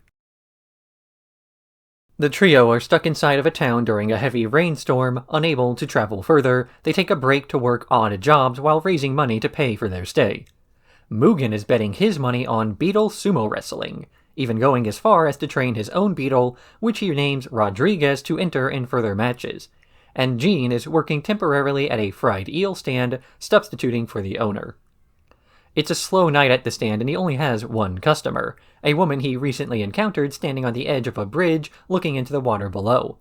He tries to prepare some eel for her but has no idea what he's doing, so she shows him how to cook, and soon the stand is flush with customers, with this woman working alongside Jean for hours as they manage to sell almost everything. Jean tries to thank her with one more eel and botches that one as well, but she eats it anyway and thanks him for the meal, lamenting that this was her last day of freedom before heading to work at a brothel to pay off her husband's gambling debt. Jean visits her at the brothel, trying to return the umbrella she left there before, although she says she has no use for it anymore, nor does she have a use for her name, Shino. When the owners of the brothel realize that Jean has no money, they beat him up while he refuses to fight back. Back at the place the trio are staying at, Fu worries about Jin's haggard appearance, and becomes even more worried when he insists that Mugen hand over the money he's made with Rodriguez so he can buy time with Shino. Mugen relents, slightly glad that he knows Jean is at least human and capable of temptation. But Jean merely uses his cash to sit next to Shino and spend time with her. He tries to convince her to leave town and run away with him, but she refuses to go, saying that it's her responsibility to finish paying the debt that her husband owes before Jean gives up on remaining chaste that evening. Later on, Fu overhears rumors while she's working about how Jean keeps visiting to spend time with the same woman again and again, and the reasons behind why that woman is staying there. She returns home to try to convince Jean not to go out again, as he still owes her his service, but Jean only gives cryptic replies about what they should do should he not come back. As he's walking back to the brothel, he encounters Shino and her husband, who's beating her up while demanding she earn more so he can continue to gamble. Jean tries to stop him from assaulting his wife further, but Shino tells him not to resort to violence. Yet when he meets up with her at the brothel again and once more speaks of running away, she agrees to go with him, as Jean now has a plan to run with her to the river where there's a monastery that will take her in and protect her. Despite this meaning that he won't be able to see her again, they escape through the window and the men guarding the brothel are alerted. Without his swords, Jean is only able to offer a little bit of resistance, but Mugen and Fu were concerned for his well-being and they rush over, giving him his weapons and the means to fight his way out. It's worth pointing out that despite Mugen claiming he's only helping out Jean to get his sumo money back, there was a particular shot of his face indicating he really just wanted to make sure the guy didn't die before their duel at the end of their journey. This mirrors a conversation that the two had had in the previous episode, where Jean tells Mugen he can't die while fighting Shoryu, as his death must be at the hands of Jean. Thus far, when any man is at risk of dying, the other one steps in to assure his survival. They have no intention of giving up in their destiny to prove who is the stronger fighter. Jean and Mugen fight their way to the docks when Shino's husband tries to stop them, saying that it's not right for her to leave him. But her usual meek demeanor fades away as she stands up for herself for once, throwing money in her husband's face as the boat starts to move, with Jean staying behind. Despite everything he's done for her so far, the moment she stands up to her husband is when Jean realizes things will be okay for her. He no longer needs to guide her by the hand to get her to a better life, because she's finally grown the backbone to take that life for herself. And the reason that she needed to be taught this in the first place is because of something we've seen so much of through the series up to this point. I have mentioned it before, but women in this era were not allowed nor expected to live lives independent of men. Even Fu was not allowed to walk around without a guardian. And so the reality for so many women in the Edo-era Japan was that they never learned independence or the skills necessary to earn this independence, as it was assumed to be a waste of time to think or act for yourself when society would just push you back down. And sure, this would remain true for women in Japan for centuries afterwards, and arguably still today, so it's a bit of a historical inaccuracy that this sort of ending would occur, but we have to keep in mind this is still a show as much about modern-day Japan than it is about the Edo era. A key factor of the Japanese cultural identity is an avoidance of making a fuss. There's a lot of importance on ensuring that you don't make a fuss, no matter what else is going on that you want to fuss about. Shino's husband might be abusive towards her, but it's more of a faux pas to complain about it than it is to suffer silently. Jean was expected to stick with his old dojo instead of making a fuss by leaving, and we'll get to more about that later, but he stood up for himself and left. Fu was supposed to move on with her distant relatives, instead of trying to travel with some random samurai, but she made a fuss. Mugen is supposed to be more subservient to government entities, but he always makes a fuss instead. Samurai Champloo is an anime about outsiders. It's an anime that follows the trial and tribulations of a bunch of people who don't fit into the world, and all these people share in common the fact that they have at some point complained about an aspect of society that others, despite often acknowledging as an injustice, would rather tolerate in frustrated silence instead of standing against it. Samurai Champloo presents a world that is messed up in many ways, a world that got away with that because of the sheer number of people who thought it would be a hassle to try to fight back. But fighting for something is the only way to change anything in the world, and the more difficult it becomes to rebel, the more necessary it is to do so.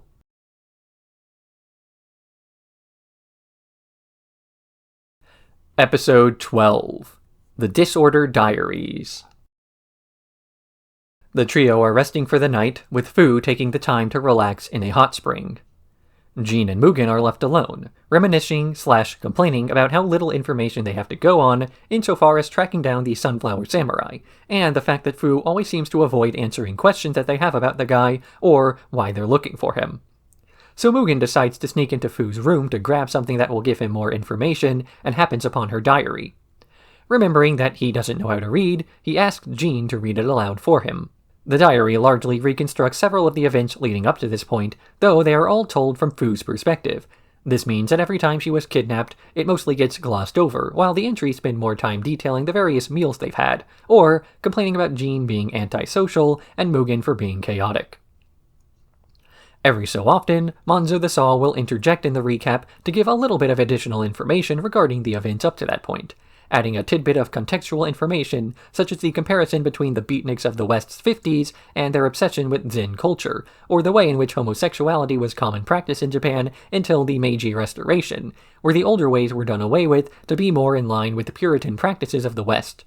That the modern Japanese trend towards more sexual proclivity is actually more in line with older traditions than the quietly reserved chastity observed before. The episode ends on Fu admitting that most of the observations she made were invented on the spot, purely to make fun of Jean and Mugen when and if they ever found and read through her private journals.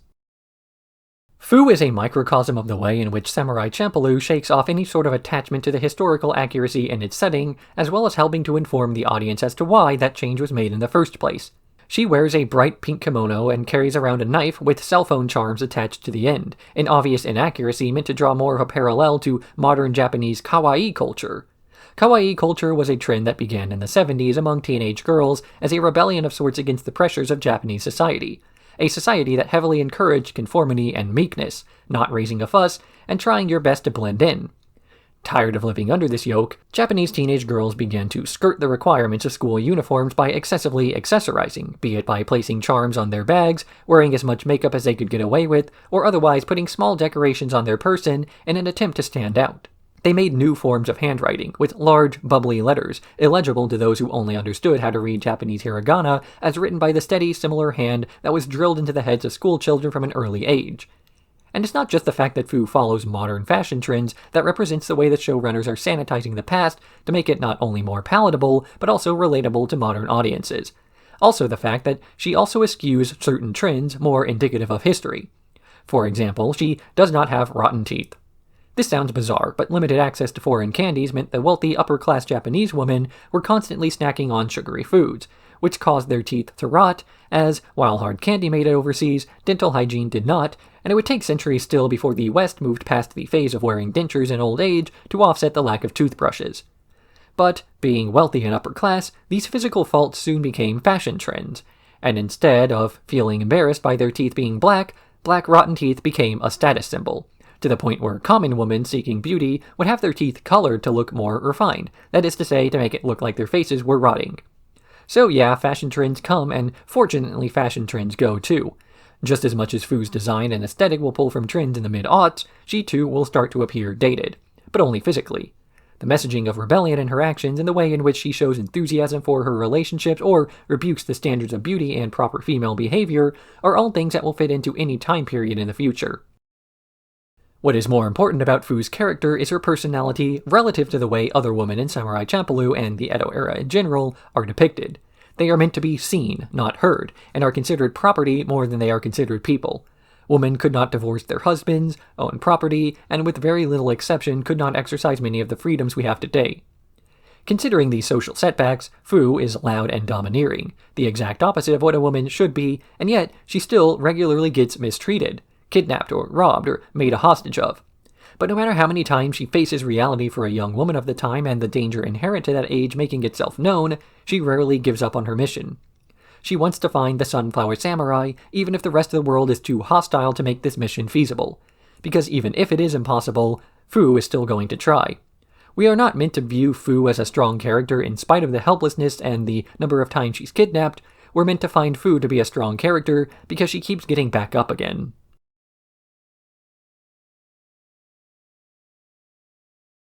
Episodes 13 and 14. Misguided Miscreants. The episode begins with a flashback to a pirate raid on a ship led by a man named Mukuro, who blows up the ship after unloading everything to leave no survivors.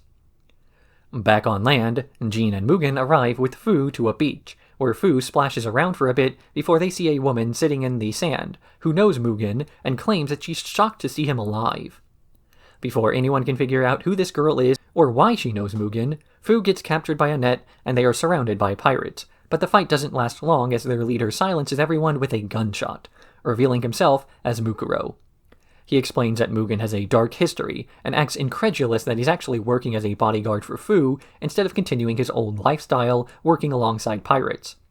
The girl from before, Koza, explains that she's Mukuro's sister, and that she grew up alongside him and Mugen on the Ryukyu Islands, far to the south of Japan. The Ryukyu Islands were an independent nation for several centuries with more Chinese influence than Japanese, though they traded with both. But in the early Edo period, the islands were forcefully made into suzerains of the Satsuma dynasty, offering very little resistance as the Chinese had kept them largely disarmed, meaning they paid tribute to both the Chinese and Japanese. After this point, the island served as a mediary between Ming China, which banned trade with Japan, and Japan, who banned trade with everyone, all the while having their rulers chosen by the shogunate as they lacked the self-determination to choose their own leadership. This was done to the extent that the Japanese even tried to prevent their own culture from spreading to the islands, to make it appear as though they were still independent culturally, to add an extra degree of separation from their trade with China, skirting particular laws under Sakoku isolation. In Samurai Champloo, it's viewed as an island of criminals and outlaws, where the unwanted dregs of society go so the rest of the country can forget about them. Koza explains that everyone sent there was guilty of some crime, and those born there were guilty of existing. So among the cast of Samurai Champloo, the Ryukyu people are considered outcasts among outcasts, and when you're going to be considered a criminal no matter what you do, then the motivation for behaving well is all but gone.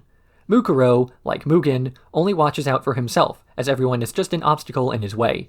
Interpersonal relationships only have as much value as you can extract from the other person.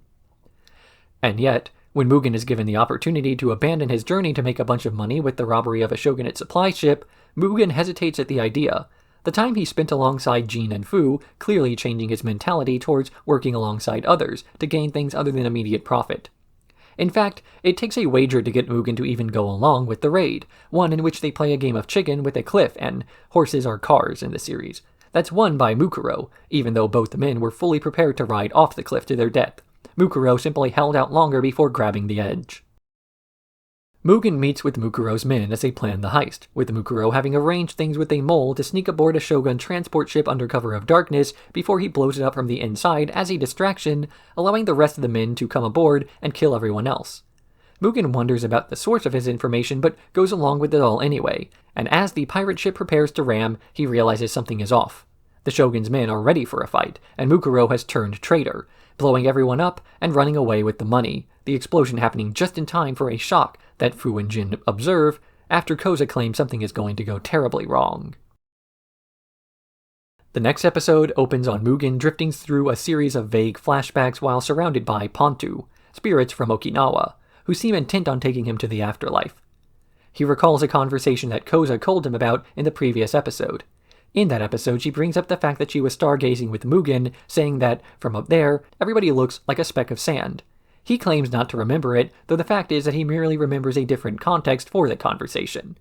To Koza, looking up at the night sky is a beautiful sight, and whatever spirits live up there are nearly offensive in their beauty. She thinks it's a travesty that the sky can look so beautiful when the world below is disgusting. Mugen's version of the memory, however, posits that the two are totally unrelated.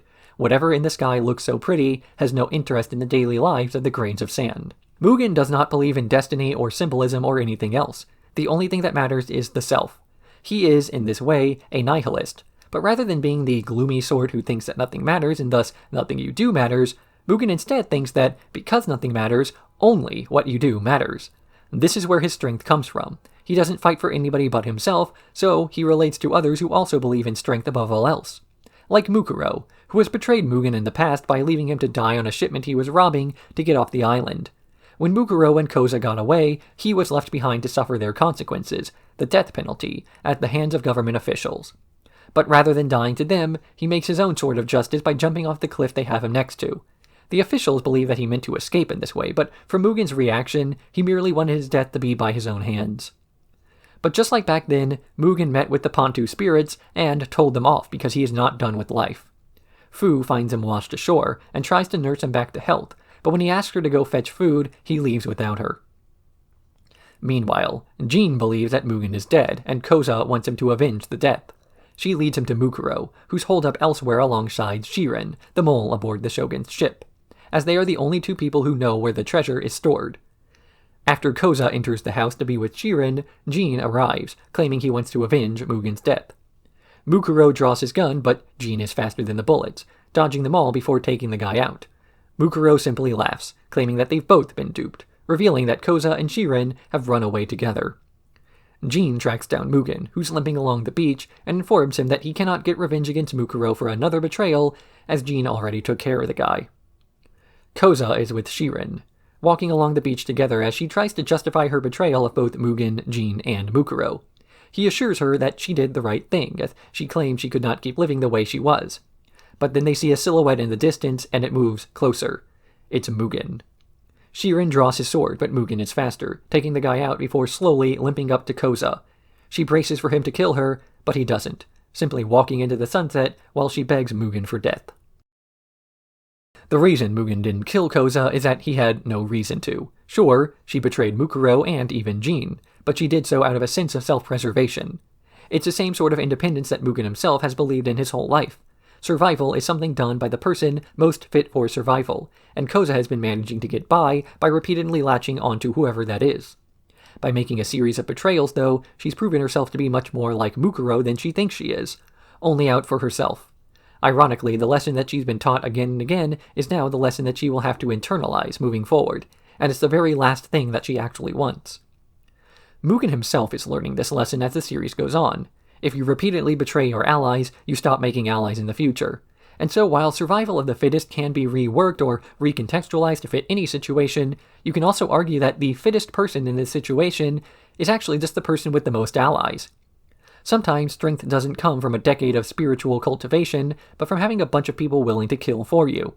It's fitting that this is, inadvertently, how Mugen got his revenge on Mukuro, through Jin. Mugen's friend, even if they'll never admit to that, had his back. This same lesson can be said to have been taught in the closing years of the Edo period of Japanese history, during the Satsuma Rebellion. As the Meiji Restoration was underway, many of the samurai grew upset over the shifting cultural tides, that their power and cultural relevance was finally coming to an end after 2 centuries of fading into obscurity. There was always this idea that one day Japan would stop being so peaceful, and there would be a need for a warrior class in the future.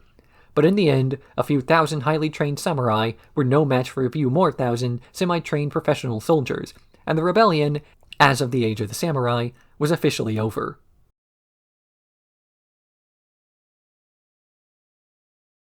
Episode 15, Bogus Booty. The episode begins with a man with a distinctive mole named Hinkichi Otoa running from a group of ninja before tossing a bag of gold coins into a lake. Then, after a recap in which the Japanese dub is done via shomyu chanting while being more of a Catholic hymnal chant in the dubbed version, though both have prolific use of record scratching and a drum machine, we cut to the trio enjoying fish, sans Jean, who refuses to eat anything he didn't catch himself.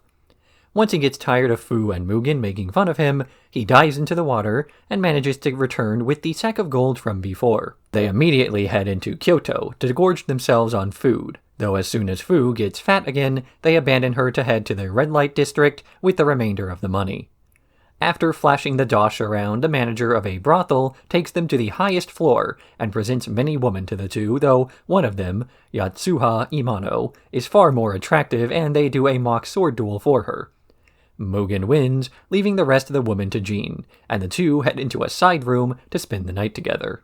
But the real reason they are in this side room is due to its proximity to a meeting between the brothel's owner and his subordinates, who are actually using the brothel as a front for an underground foundry where they counterfeit money. The mole man from earlier is brought to their leader, Ginza Mamochi, where they tell him about the incidents leading to that point. Namely, that the money that Jean and Mugen used were counterfeits they made themselves, not set to be released until later, and the fact that they've already made their way back means there is a mole within their organization. Ginza decides to play it safe and have everyone who started working around the same time as Hinkichi interrogated, and that includes Yatsuha. But Mugen doesn't care about any of the counterfeiting business, as he just wants to spend time with the woman he bought. So Yatsuha smashes a vase over his head and changes into her ninja gear, revealing herself as a ninja under the employ of the Shogun's secret police.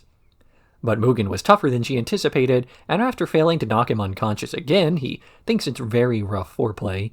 She instead uses his thick-headedness as a weapon, asking him to clear out the adjacent room because it's larger. She speaks with her companion Hinkichi, hearing from him that the Shogun will need to send reinforcements as their operation's already under scrutiny. But Yatsuha plans on acting then, as time is of the essence and the Shogun's castle is too far to travel before the evidence is destroyed. She has Mugen take her down an elevator shaft where they land in the midst of the interrogation from before, Ginza preparing to pour molten gold down the throat of one of the men he suspects of working for the Shogun. After promising him something in whispers, Mugen gets motivated to fight through the rest of the men, knocking them all out before they're finally able to have a final showdown. Meanwhile, Jean is relaxing post-coitus with the group of women from earlier when he's accosted by the team of ninja who captured Hinkichi before. He takes them out in one stroke despite the soreness of his back. A few of the counterfeiter's men also try to track down Fu, but as their description includes her temporary weight gain, they run right by her. The next morning, Mugen is assisting Yatsuha in the arrest of Ginza by the Shogun's men, when he demands that she finally uphold her end of the bargain, but she knocks him out once again and leaves the unconscious body propped against a tree. As she and Hinkichi walk away, she promises to come back and marry him when their journeys are over, before wandering into the sunset. A consequence of the Japanese Sakoku system was that foreign trade needed to be limited, so a close control of currency had to be enacted, as foreign merchants refused to accept the previous koku system, wherein money was based on the amount of rice one person could eat in 1 year. So new coins, the large ovular koban we see in this episode, had to be minted, and their spread was controlled by the shogun, as if people could make their own gold money, then they could trade with foreign powers on their own. So the key to legitimacy of the shogunate depended on control of information and cultural ideas flowing into and out of the country, and this control depended on their monopoly of the money. This is why it was such a vital factor that the shogunate would send secret police to investigate counterfeiting, with Yatsuha even mentioning that the crime was punishable by death. but these are ideas that go far over the heads of our protagonists, who not only don't mind foreign influence, but actively oppose the efforts of the existing power structure and thus have no interest in maintaining it. So Jean is the one to stay behind, only killing in self-defense, while Mugen takes out the leader of the ring, only mentioning afterwards that the guy just had to be taken down a peg. Just because a person is the enemy of your enemy doesn't mean they are your friend. Should old organizations of Nagoro-ji warrior priests manage to successfully weaken the shogun's power, it's not as though the rest of society would be better off. The people who are interested in taking power for themselves are never the kind to leave people beneath them alone. It would just be a different color of boot trampling the common folk, so it's not as though Mugen has any interest in assisting the shogun, even though he inadvertently does.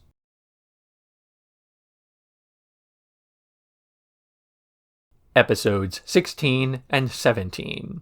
Lullabies of the Lost. The episode begins with a flash forward, Mugen, Fu, and another man watching a man on fire standing at the edge of a cliff. He turns around to face them, before diving backwards into the water below. Mugen narrates that he's confident the man is still alive. Back in the present, the trio are traveling into a path through the woods, one commonly used by pilgrims. Mugen is trying to show off to a few girls, bragging about his criminal history, though they don't seem all that impressed. They share a few rumors about a monster seen in the woods up ahead, which are corroborated by a few rapping lumberjacks, for whatever reason. Mugen travels ahead, eager to find the source of these rumors, and Jean admits that he's also curious, but Fu wants them to keep searching for the Sunflower Samurai with her, and yet when she's pressed for any information to go off of, other than head to Nagasaki, the trio get into an argument, and each one heads their own way. One man was pursuing the group, his face covered by a mask, and once he gets Jean alone, he ambushes the guy in a clearing, where they fight. After a few clashes, Jean cuts off the guy's face mask and discovers it's Yukimaru, another former student of Inshiro Maria, and that the guy has come to fight Jean. He mentions that Ogura, the man from episode 8, took his own life after failing to defeat him in single combat, but that he is not there for vengeance. He just wants to kill Jean to make a name for himself, the same way he assumes Jean did all those years ago. Mugen comes across a dead bear in the woods with multiple arrow wounds. Knowing that whatever killed it is still nearby, he starts to search, only to get shot at by more arrows. Mugen chases down the gunman to find a strange man wielding a chukonu, a Chinese repeating crossbow. He asks Mugen if he's a member of the Matsumae clan, but when Mugen seems confused by this question, the other man simply flees before Mugen can catch up. Fu is traveling along a trail when she hears the clashing of swords from Jean and Yukimaru's fight. She tries to ignore the sounds, but when Momo starts running ahead, she chases after them, then trips and slides down a cliff. Fu dangles there for a while before her grip slips and she falls into the river. While drowning, she has a vision of the Sunflower Samurai in a field, though he abandons her and the flowers begin to wilt. Ultimately, she washes ashore next to a fire where the same man who fired at Mugen is taking care of her. Back at Jean's fight, he repeatedly misses opportunities to finish off Yukimaru, holding back and retreating again and again. Once the two are finally at a draw, Jean asks why the other guy has hesitated before sheathing his sword. Jean then tells Yukimaru that he's free to tell the others he succeeded in killing him, as Jean believes he's already dead anyway. He then jumps off a cliff into a waterfall. Fu is talking with her savior, who introduces himself as Okuru. She talks about her journey to seek out a samurai who smells of sunflowers after Okuru produces a few sunflower seeds from his pocket, the thing Momo was chasing after before. When they discuss death, he brings up an incident when his village was wiped out by a plague, taking the lives of his wife and newborn daughter. Fu is sympathetic to his tale and brings up Jean and Mugen, who she is no longer traveling with, before asking Okuru if he will go with her as he's also headed west. Mugen is relaxing by the river, only to call out to the men who have been surrounding him in the shadows. They ask him if he's Okuru, but don't wait for an answer before rushing in to fight as the episode ends. Mugen fights off the men attacking him, though he is shocked by their strength, realizing they're not just ordinary police. He tries talking to them, pointing out that he's not the Okuru man that they're searching for, before the men leave to continue the search. But Mugen captures one and holds him hostage, demanding answers. This man explains that Okuru is wanted for slaughtering an entire village of people, including his own family, and that his mind was destroyed by disease. Jean is traveling through the woods, having overheard the Matsumae clan men discussing their efforts to track Okuru as well as hearing about the man that Mugen held hostage for information, now knowing he's in the woods too. Back at Fu's camp, Okuru explains to her that she cannot travel with him because he's killed too many people in the past and he's being hunted. Fu explains that she doesn't mind, and brings up the kill count of Mugen and Jean, but this only makes Okaru more sure that she should not travel with him because she already has 2 decent companions. While Fu and Mugen and Jean have never seemed to get along, in the last episode Jean even attacks Mugen for not verbally assaulting Fu but making fun of his glasses, there's still an unspoken camaraderie that's formed in their travels.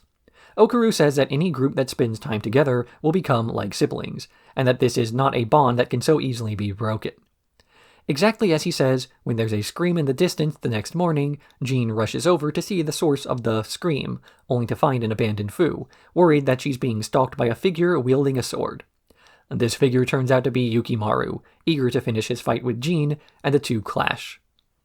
As they fight, Yukimaru tries to figure out Jean's reasoning behind his earlier retreat and why he's in the mountains in the first place. He says the mountains are known by locals for being a place where one can be reborn, but Jean has no interest in such things. He lowers his sword, a stance that for now looks like a surrender but we later see is no such thing, and Yukimaru charges, dying when Jean makes a swift slash at him.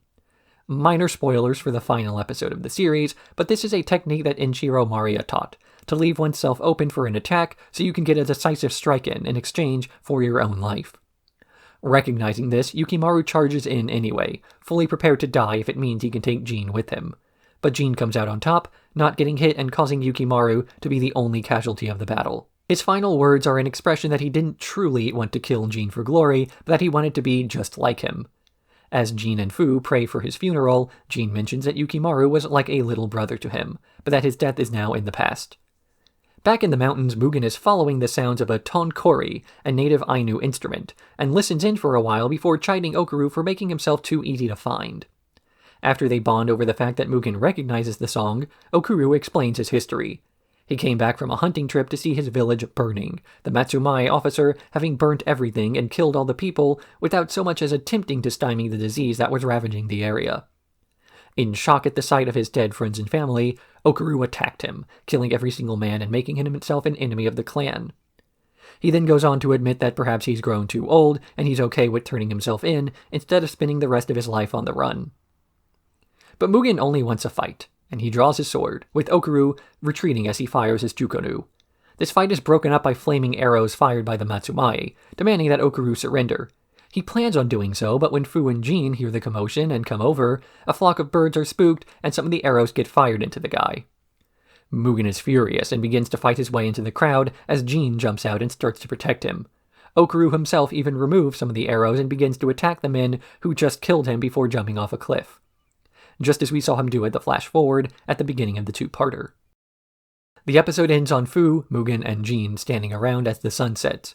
Mugen asks Fu to explain exactly who the Sunflower Samurai is, and she confesses that she wants revenge for what he did to her mother. Content, Mugen and Jean start to walk west, planning on what they'll eat along the way and what kind of delicacies Nagasaki has, as Fu realizes that Okaru was correct about traveling companions before joining them. The Ainu were an ethnic group native to the northernmost regions of modern-day Japan, now called Sapporo, up to the tip of the Kamchatka Peninsula. They originally paid homage to the Chinese before making more and more contact with the Japanese, and then over time becoming subjugated by the Matsumai domain during the Edo period. When this contact happened, the Japanese began to spread smallpox to the already smaller hunter-gatherer population, which led to outbreaks of famine and starvation that the Matsumai did very little to stop, viewing the native people as little more than a source of Chinese imports, which is why Okaru wields a Chinese crossbow. It would not be until centuries after Samurai Champloo takes place before policies of forced integration would come into effect during the Meiji Restoration. But having a plotline about a man being unjustly hunted for reacting poorly to his land being occupied can still have the same general effect. These integrations would result in the native language of the Ainu being spoken by fewer than 100 people as of a few years ago, as students were brought into Japanese language-only schools to be taught not to follow their native religions or cultural customs. The closest ethnic relatives of the Ainu were actually the natives of Ryukyu, which is why Mugen was able to remember the song that Okaru was playing before. Both men belong to a group considered beneath native Japanese, despite sharing a majority of their heritage and only having been separated by a few customs. This is at the core of what Samurai Champloo is about. People on the bottom rungs of society, tossed aside and forgotten about, trying to make their way in a world indifferent to their struggles. But one thing that Okaru says in the episode still gets called both back and forwards to: Yukimaru's statement that the mountains are a place where people can be reborn. Okaru mentions to Fu that his wife and child are still with him, meant to be said in a way that implies he's carrying their memory with him on his travels. When he tells Fu that traveling companions can never really separate, this is in part why. Once you spend enough time with someone, they inevitably become a part of you, as your actions in the future are influenced by things you learn from them, directly or not. Fu even offers to put some medicinal herbs on Jean's injured arm after having watched Okaru do the same to her. In this way, nobody can ever really die. Yukimaru and Jean will carry Enshiro Maria's memories with them as they continue to use the sword techniques he passed on. Even if they do some variations of these techniques, the DNA of the guy will persist. Just as this, quote, DNA persists with Okaru's memory of his family, or Mugen's memories of his life back on Ryukyu, or even Fu's memories of her father, smelling like a sunflower. As long as the memory of a thing is kept alive, then that thing never truly dies. It becomes a part of the world, the same way seeds from a flower can be planted to grow new life in the image of the old one.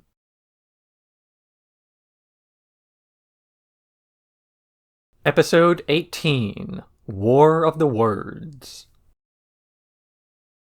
The trio are ordering in a restaurant when Fu wonders aloud why Mugen always orders the exact same thing as one of the other two, before deducing that he does not know how to read. Mugen says it's fine that he can't read, which gets the attention of another man, Bundai, who holds him in a headlock saying that it's terrible to be illiterate before passing out. They put their bill on the drunken man's tab before leaving to their own separate business. Mugen is kidnapped by that man the next morning and made fun of until he begrudgingly starts to learn some basic hiragana, culminating in the two celebrating Mugen's basic literacy. Jean heads to an old dojo in Mihara to pay his respects to Master Niwa, only to find it abandoned and run down. He asks another man about his former teacher's death and learns that it was suicide. Other local dojo masters were jealous of his fame and success, and they conspired to accuse him of various things. So the local lord ordered him to either cut off his arm or shut down the dojo for good. He picked a third option and committed seppuku so that his sons might inherit the dojo instead. A few punks try to harass Jean for using their territory, but he beats them up and gets the location of these twin sons, back in Aki. Fu is accosted by Kazunosuke and Tatsunoshin, twin brothers who both seem to be very interested in her, fighting over who gets to spend time around her, as well as fighting over basically everything else. These two are revealed as the masters of the dojo, though they have no interest in pursuing their father's legacy of sword fighting.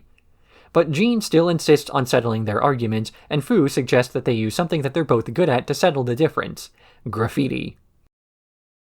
The contest is to see who can tag the most dangerous thing, but after a night spent running around and painting various things while being pursued by the police, they both realize the one thing they've never painted: Hiroshima Castle. Jean posits that this tagging may be their form of revenge against the man who forced their father to take his own life, and that graffiti is as important of an art form to the brothers as swordplay was to their fathers. In the end, neither brother wins the contest as a mystery man writes a large infinity symbol at the top before they can, this man revealing himself as Mugen, which means infinity in Japanese, showing off his newfound literacy. In the end, the boys are scouted by a man who calls himself Uhori, like Andy Warhol, and he offers to bring them back to Aki to start a fashion line, which is later revealed to have revolutionized the fashion of the Edo period and styles for years afterward. In a monologue at the beginning of the episode, it is mentioned that periods of idleness in a country's history tend to be associated with major shifts in fashion, music, and culture. This is explained in universe as the actions of two twin brothers who spend their time not fighting with swords as their fathers intended, but getting better and better at street art or tagging. We've seen multiple groups before lamenting the fall of Japan during the Edo era, mentioning that the age of the samurai is over and that the idleness of the country's men will result in a decline in the well-being of society. But these were complaints consistently made by older characters, those who were closer in age to the good times that they remember.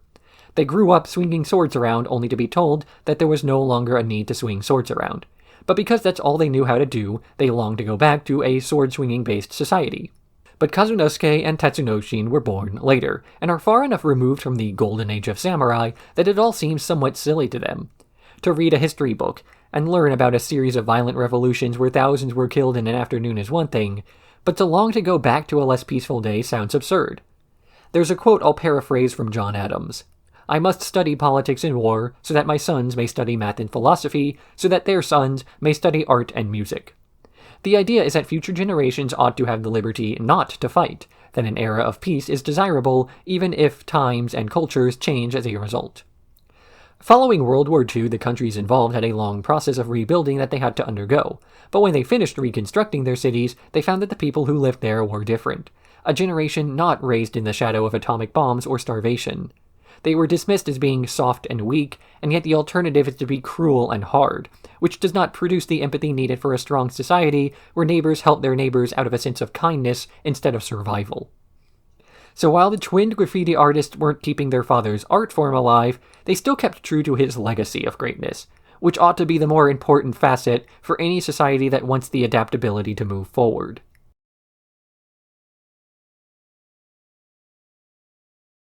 Episode 19, Unholy Union. Fu is waiting for Jean and Mugen in a cabin when a woman appears seeking refuge. Fu takes this woman in and hides her from the two gun-wielding men who say they're searching for her. After a brief search, these men give up and the woman comes out, introducing herself as Yuri, and pointing out a tiny cross hidden inside of Fu's skull charm, mentioning that it's a secret symbol that Christians use to identify each other while keeping their faith. She then tells Fu about Ikitsuki Island, a safe haven for Christians, and that the Sunflower Samurai, a man named Seizo Kasumi, might be found there. Meanwhile, Jean and Mugen notice a line of people in front of a crucifix, told to step on it to prove that they are not Christians, and that those who refuse to do so will be hauled off.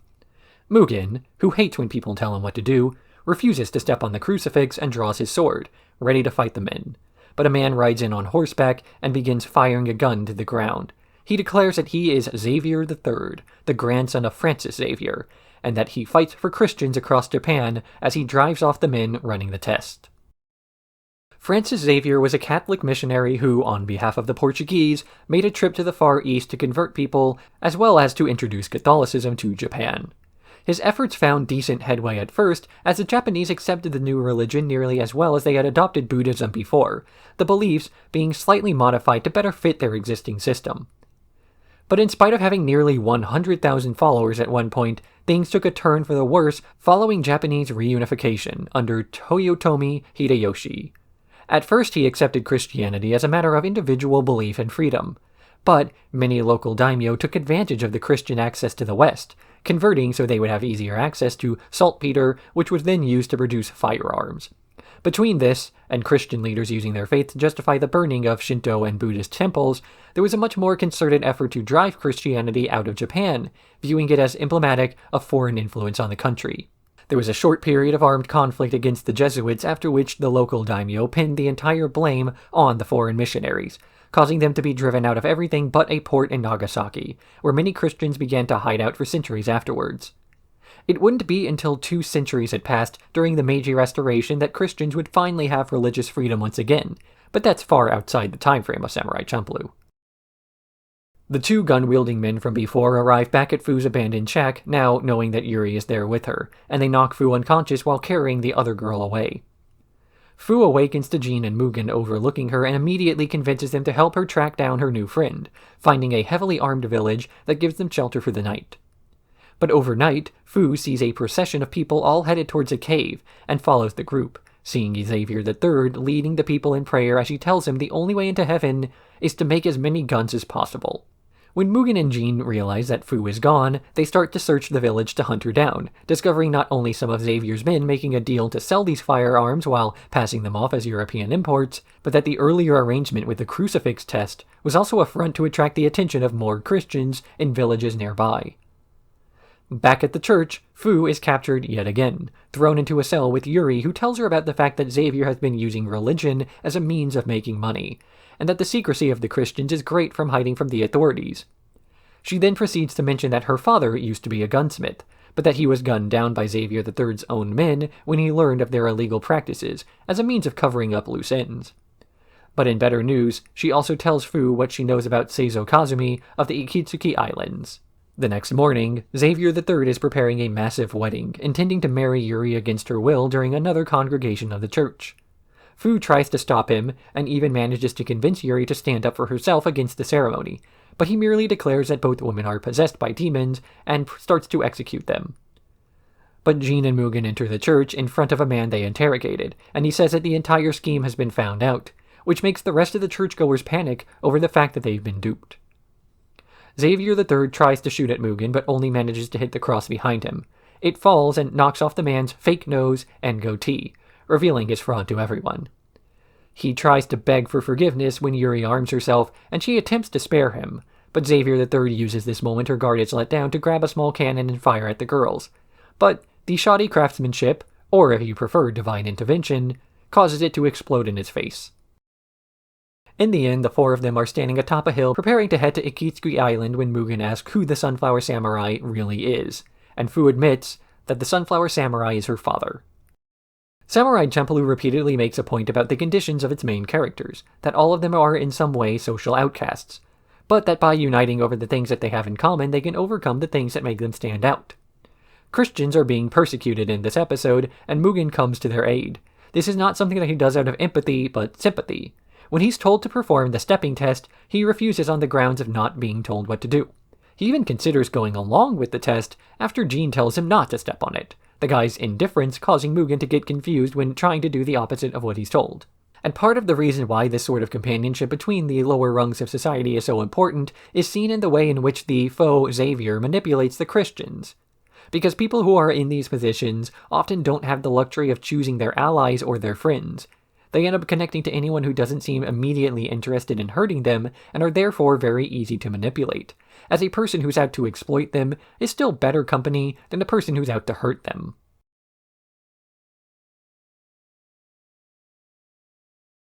Episodes 20 and 21. Elegy of Entrapment.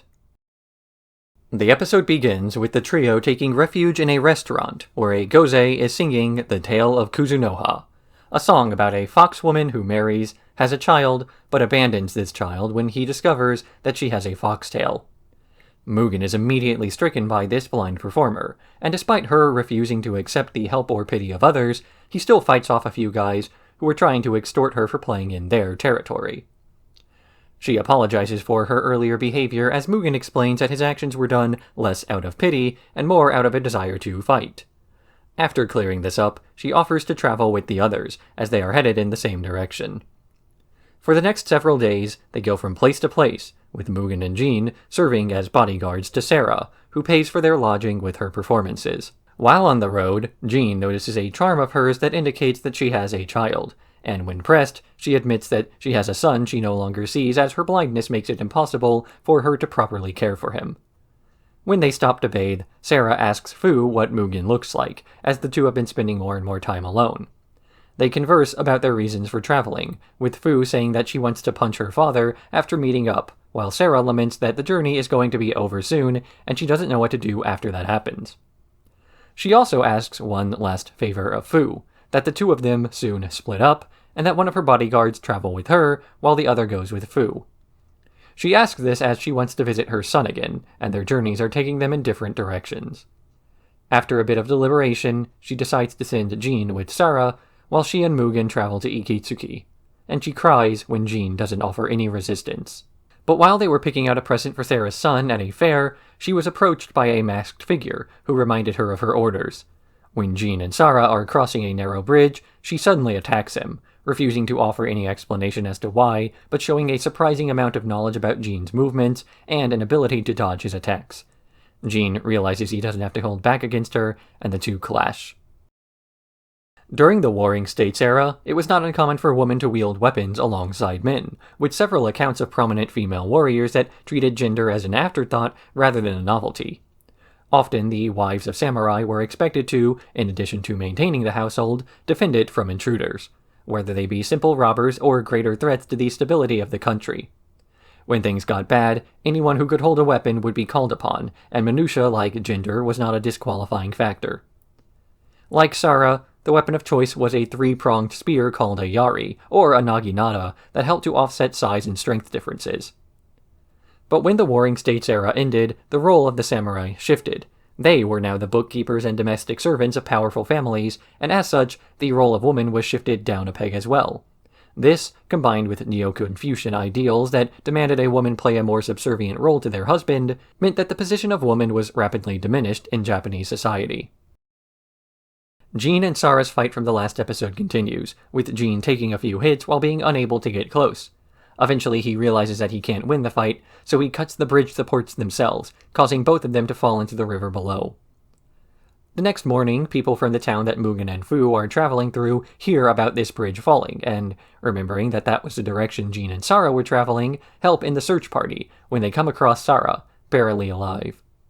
Fu and Mugen help her to recover while Mugen desperately searches for Jean in the river nearby, hoping to recover something but only finding evidence of the struggle from before.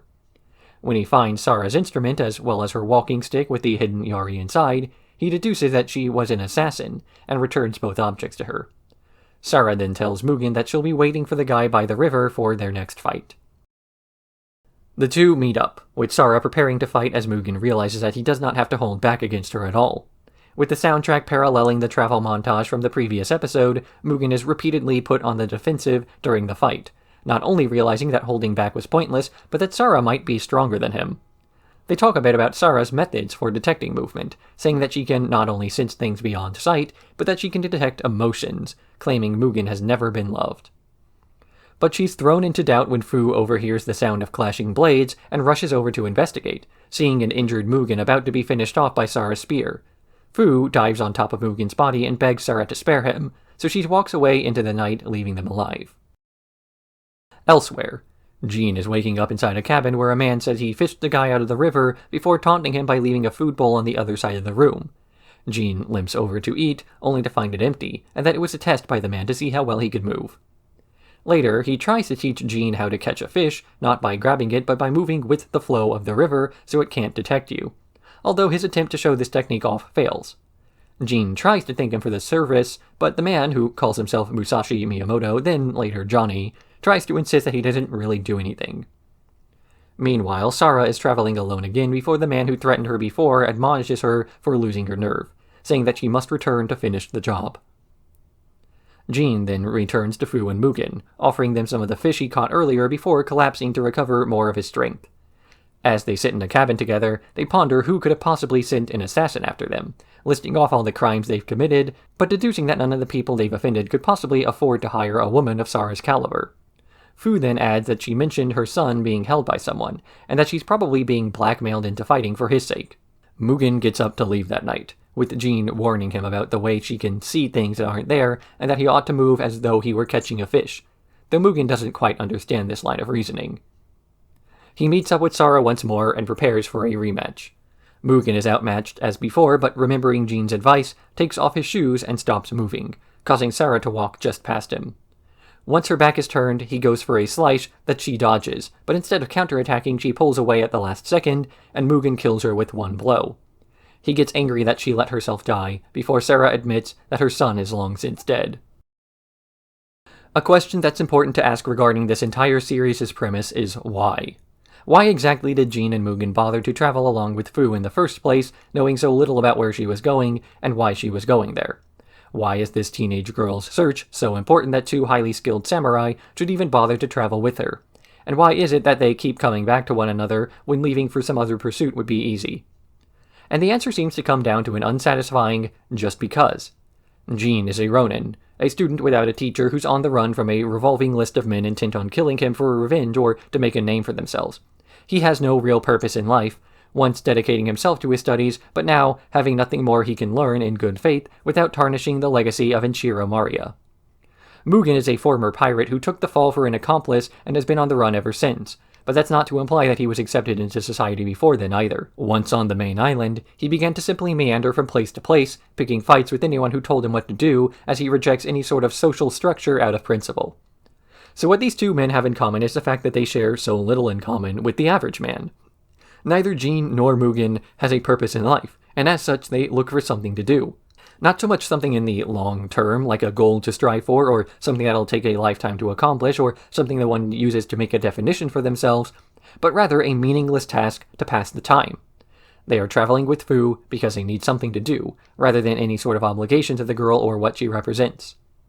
When they meet Sarah, though, this whole action for the sake of action begins to be called into question. Sarah fights, not for herself, but for someone else. Mugen fights so that he can have a fight, and Jean guards to have something to guard. but both men learn that their opponent here does not share or even recognize their goals as legitimate. She isn't a person who needs protecting, and by fighting her, they're making themselves the enemy in her story. Mugen has never had to ask why he does anything, and in this episode he starts to understand why this might be a weakness instead of a strength. Sarah spent the entire two-parter trying to protect her son, wherever he might be, only to learn at the end that he was dead all along and her actions served no purpose.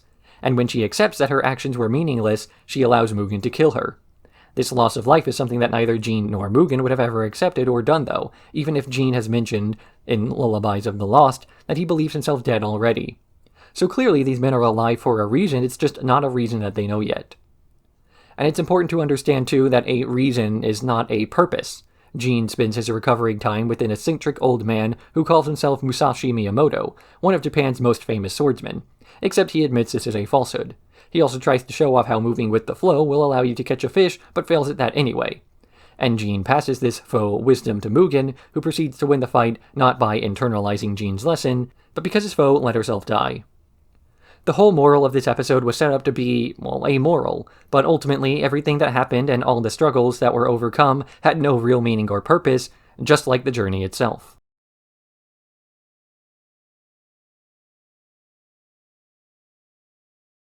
Episode 22, Cosmic Collisions. Fu makes a wish upon a shooting star for safe travel, as well as lots of food, when Mugen stumbles upon a Matsutake mushroom. Fu points out its rarity, but Mugen eats it first. Then, Jean discovers one and eats it as well, before the two ultimately gorge themselves over a few minutes, while Fu gets nothing. They wind up bloated and with heartburn, laying up against a tree, when a hole opens up in the ground that swallows everyone up.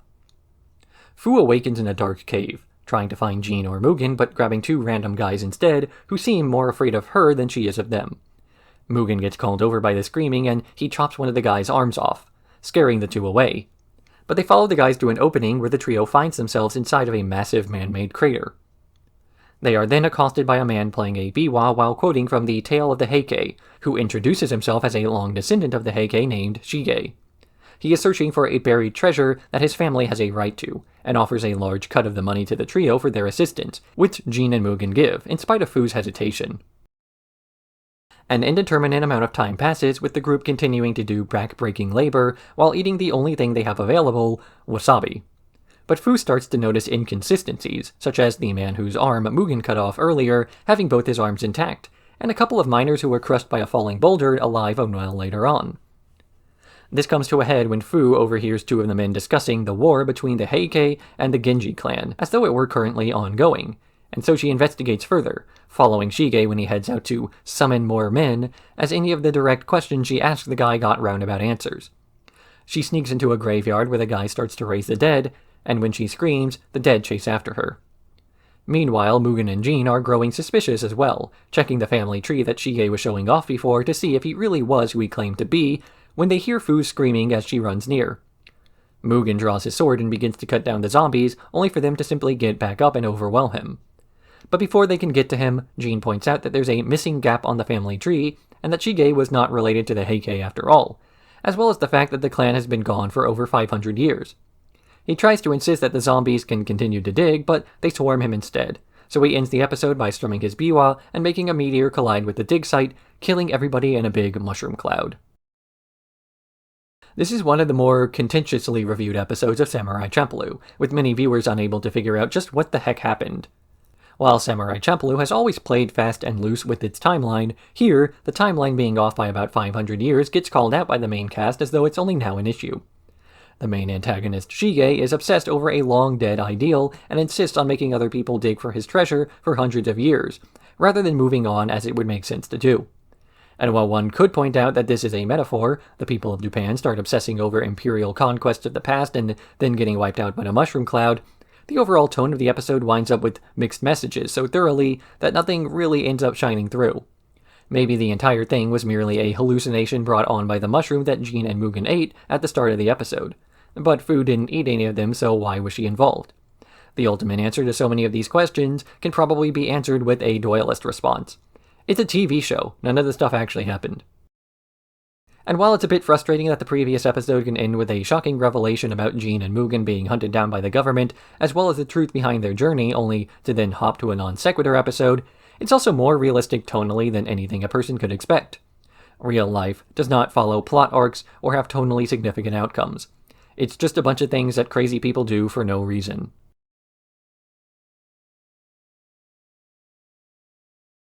Episode 23, Baseball Blues. Mugen, Fu, and Jean are in a restaurant with a ton of food being brought out for them at Mugen's order, despite the others knowing they have no way to pay for it. They map out their journey thus far as they eat, realizing they're close to Saga, as well as Ikitsuki Island. Then, when it comes time to pay, Mugen shows off his plan, to simply dine and dash faster than anyone in the town can stop them.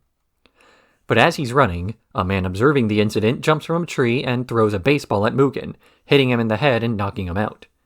Mugen gets angry and tries to return fire, missing the guy but knocking over a watchtower with the throw instead. Everyone else pursuing him is shocked, but this man, Kagemaru, is instead curious, and after capturing the trio he gives them an ultimatum. A few days ago, a massive gunboat pulled into the harbor, with blonde-haired and blue-eyed Americans coming ashore. They demand to speak with the village's consul, and then demand that he open up trade with their private company. He cites Japan's isolationist policy as a reason for refusing them, but the Americans don't care and simply fire their cannons to scare the Japanese. Just when it's about to turn bad, they notice Kagemaru holding a baseball, and, seeing their favorite sport on this remote island, they cut a deal. The Japanese and the Americans will play a game of baseball for trade rights. If the Americans win, the Japanese will have to open their ports. If the Japanese win, then the Americans will go home. Kagemaru tries to assemble a team of the toughest men in town, but upon realizing the high stakes, they all run away, leaving the guy desperate for teammates. Mugen tunes out this entire conversation, instead merely asking if the Americans are tough and agreeing to play so he can challenge them directly. They all spend the next few hours learning the basics of the game in a montage, as Fu asks Kagemaru how he learned about the game in the first place. Kagemaru reveals he's a ninja working for the state, and that he's been investigating foreign countries for years on behalf of the shogun, learning about the sport through his investigations. Kagemaru explains to the Americans that Japan is a peaceful nation, that they have no desire to fight and therefore there's no need to. Baseball is used as a means of preventing conflict during times of peace, much in the same way that Tlactli was played by the Aztecs during times of peace to keep their warrior class strong and prevent the idleness that so many people in this show have claimed makes men weak. During the beginning years of the Meiji Restoration, many Japanese thinkers began to believe in ideas like this, that the Japanese really did become complacent during the Sakoku policy, which resulted in the Americans being able to use superior firepower to make demands of them that they were powerless to argue against. So years of isolationism bounced back into extremism on the other side, an eagerness to adopt as many Western customs as possible in an attempt to be as un-Japanese as they could. Now, the first recorded instances of a bat and ball game being played happened a century after Samurai Champloo takes place, and it would be nearly another century before the standardized rules seen in this episode were introduced. And it would be about a century further before America would be introduced. But Samurai Champloo is an anime that does not care about historical timelines and accuracy, so audiences who are pointing this out as a fault are missing the point, as are those trying to compare the use of sports to peacetime combat training. This is just a stupid episode about baseball in a stupid show about samurai, and the more you look into things, the less rewarded you are for doing so. Sometimes you just have to ignore the rules and let a dog play the sport, which is what happens as Kagemaru recruits the village's consul, a dog, and Momo the flying squirrel onto his team, as well as Jean, Mugen, Fu, and himself. The game is underway, and Kagemaru immediately starts to use his ninja training to take the first base by throwing a smoke bomb. Next up is Jean, who applies his sword-fighting techniques to baseball, knocking the ball far into the outfield to take the next base. Then Mugen goes up, knocking the ball well out of the park and into the harbor nearby, only to sprint the bases and pass Jean, getting called out for doing so. Fu strikes out immediately, and the village's elder throws out his back, falling to the ground and begging the others to walk over his corpse to a brighter tomorrow. The next batter is the team's dog, whose strike zone is so small the pitcher, Abner Doubleday, though evidently a different Abner Doubleday who was alive 200 years earlier, simply hits the batter, making the dog run off. Momo drops out of fear, leaving the Japanese team short a few more players. but Kagemaru catches Monzo the Saw spying on them from the woods nearby, and asks him to play, with neither man believing each other's cover stories about being random baseball fans. Monzo calls a home run, pointing his bat to the stands in an homage to Babe Ruth's famous called shot, then proceeding to strike twice, much to the annoyance of Kagemaru, who's trying to signal to the guy to bunt. But on the third pitch, Monzo is able to swing his fake sword hard enough to get at least a single base. The Americans are mad about the skill of the Japanese players and their unorthodox techniques, so they plot to play dirty by using wrestling moves to crush the Japanese players as they try to tag the bases, knocking out Kagemaru and then Monzo in short order, with Alexander Joy Cartwright, except, blonde-haired and obese, even crushing Gene after they use a fake base trick to get him on the ground. The Japanese team now only has 2 players after Fu drops out for Mugen's concern for her well-being, and Kagemaru standing up as he does not want anyone else on the mound if he's still alive. The Americans go up to bat, with Mugen playing an impressive defense using his shoes as a baseball glove to get the first out. Realizing they need to play dirty on offense as well, Cartwright goes up to the plate and shatters the wooden bat on his first swing, with the shrapnel flying into Kagemaru's body and knocking him dead. With only Mugen remaining, he takes the pitcher's mound and starts to break dance, but this only results in him getting dizzy and throwing a few balls before he starts to pitch normal.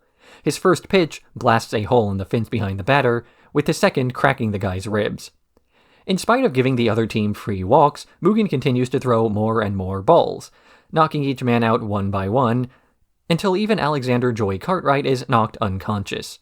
It comes down to Doubleday versus Mugen as the only 2 players left standing, and the American refuses to go down without a fight.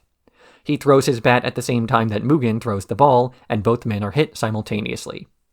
But while all the Americans are still unconscious, Mugen manages to find his footing, taking the plate again and having the Japanese team win by default. He tells off the Yankees, demanding that they never come back, which Monzo the Saw narrates never happens until Matthew C. Perry makes his return voyage 200 years later. When he tries to pontificate on what Mugen may have learned from the whole experience, Mugen simply tells the narrator to shut up. This is the final episode of Samurai Champloo that can be said to be overall light-hearted before the 3-part show's finale. Coming off of another equally baffling and confusing episode, it's clear that the intention of the show is not to make these grand moments feel too weighty. Here, a bunch of exaggerated American stereotypes, exaggerated depending on your part of the country, that the cool samurai can beat up.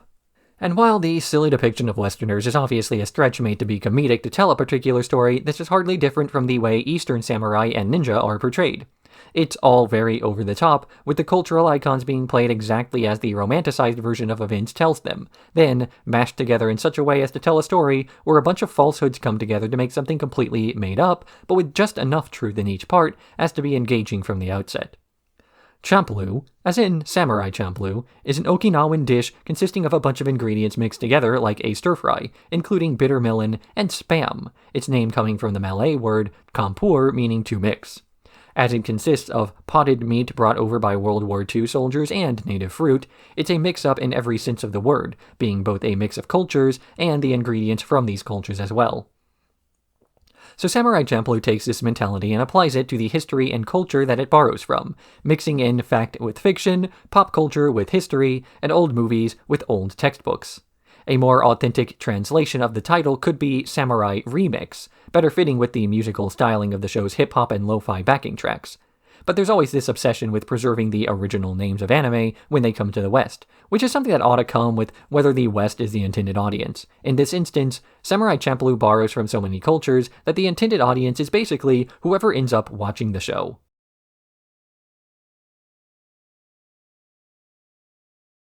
Episodes 24, 25, and 26. Evanescent Encounter. A shogunate counselor is speaking with a gardener on developments regarding the case of 2 outlaws traveling with the daughter of Seizo Kasumi. He informs the man that Sara was killed by them and that they will arrive at Ikitsuki Island at any moment, so the gardener offers to take care of the situation himself. As the counselor is leaving, one of his underlings expresses doubt that an old man who tends to his garden all day could possibly take out these 2 notorious outlaws, but the counselor assuages these concerns, stating that this man is Kariya Kagetoki, and that the reason he's never seen drawing his sword is the fact that there are no people worthy of fighting against. Back to our trio, they are looking at a map to find out how close they are to Nagasaki, only for Jean to point out that they passed the port city and only have to cross the mountain before they get to the last body of water. Fu is growing sentimental, centimeter in the original, about the fact that they're about to say their goodbyes, especially as they know very little about one another. So she demands that everyone say one thing they've never mentioned about themselves as they sit around the fire. Mugen struggles to come up with a secret as he's always very honest with his feelings, his best attempt at opening up being to confess that he once killed a man who might have been Mio Komon, a fictional character from a period drama that ran for 43 seasons. Jean says that his parents died young and that he was taken in by the Muju Dojo, where he studied under Inchiro Maria. Having nothing else to train for, he quickly became an outcast among the other students as the gap between them grew more and more, until eventually he killed his own master and has been wandering the land since. Fu then confesses that she grew up assuming her father was dead until her mother was about to pass away from illness. From her deathbed, she confessed that Fu's father left long ago without saying where he was headed to, and Fu decided to punch him for revenge for her mom. But she was never able to work up the courage to leave on this journey until meeting Jean and Mugen, and feeling a sympathy for them, as all three were loners in some way. The next morning, after they've left, 3 men approach their campsite and investigate the trail they've been following, one of whom is tall and wears an eye patch, another who is catatonic in a wheelchair, and a third who's practically feral. They ask a passerby if he knows the whereabouts of the traveling party, but he doesn't say anything. Just to be safe, the leader of the group kills him. Our trio then arrives at the port city where they eat together. The city has adopted many European cultural customs, such as eating meat, which prior to the arrival of Christian missionaries was considered unconscionable, and was even something prosecuted during anti-Christian raids sometime later. They then head to the harbor only for Fu to realize that she wants some Castella cakes as a souvenir, sending Jean and Mugen to get them as she arranges their travel across the bay. The 3 men enter the town and interrogate the waiter that fed our protagonist before, demanding that he not tell anyone about their assault, but killing him when he leaves the restaurant anyway. Jean and Mugen try to buy some of these overpriced cakes, only to find a note in Fu's wallet apologizing as she felt it was too hard to say goodbye directly, and then telling them that she is leaving for the last leg of the journey alone. She also pleads with the 2 not to kill each other, now that their journey is over, and that they should share the cake she bought for them as they reconsider. When Fu boards her boat, she briefly sees Kariya Kagetoki, wondering if he's her father, but giving up on the idea as she sails away. Upon arriving at Gikitsuki Island, she asks the locals about her father's whereabouts, but they refuse to give her an answer, as it was the Christians hiding out there in the first place that made the government burn their village down.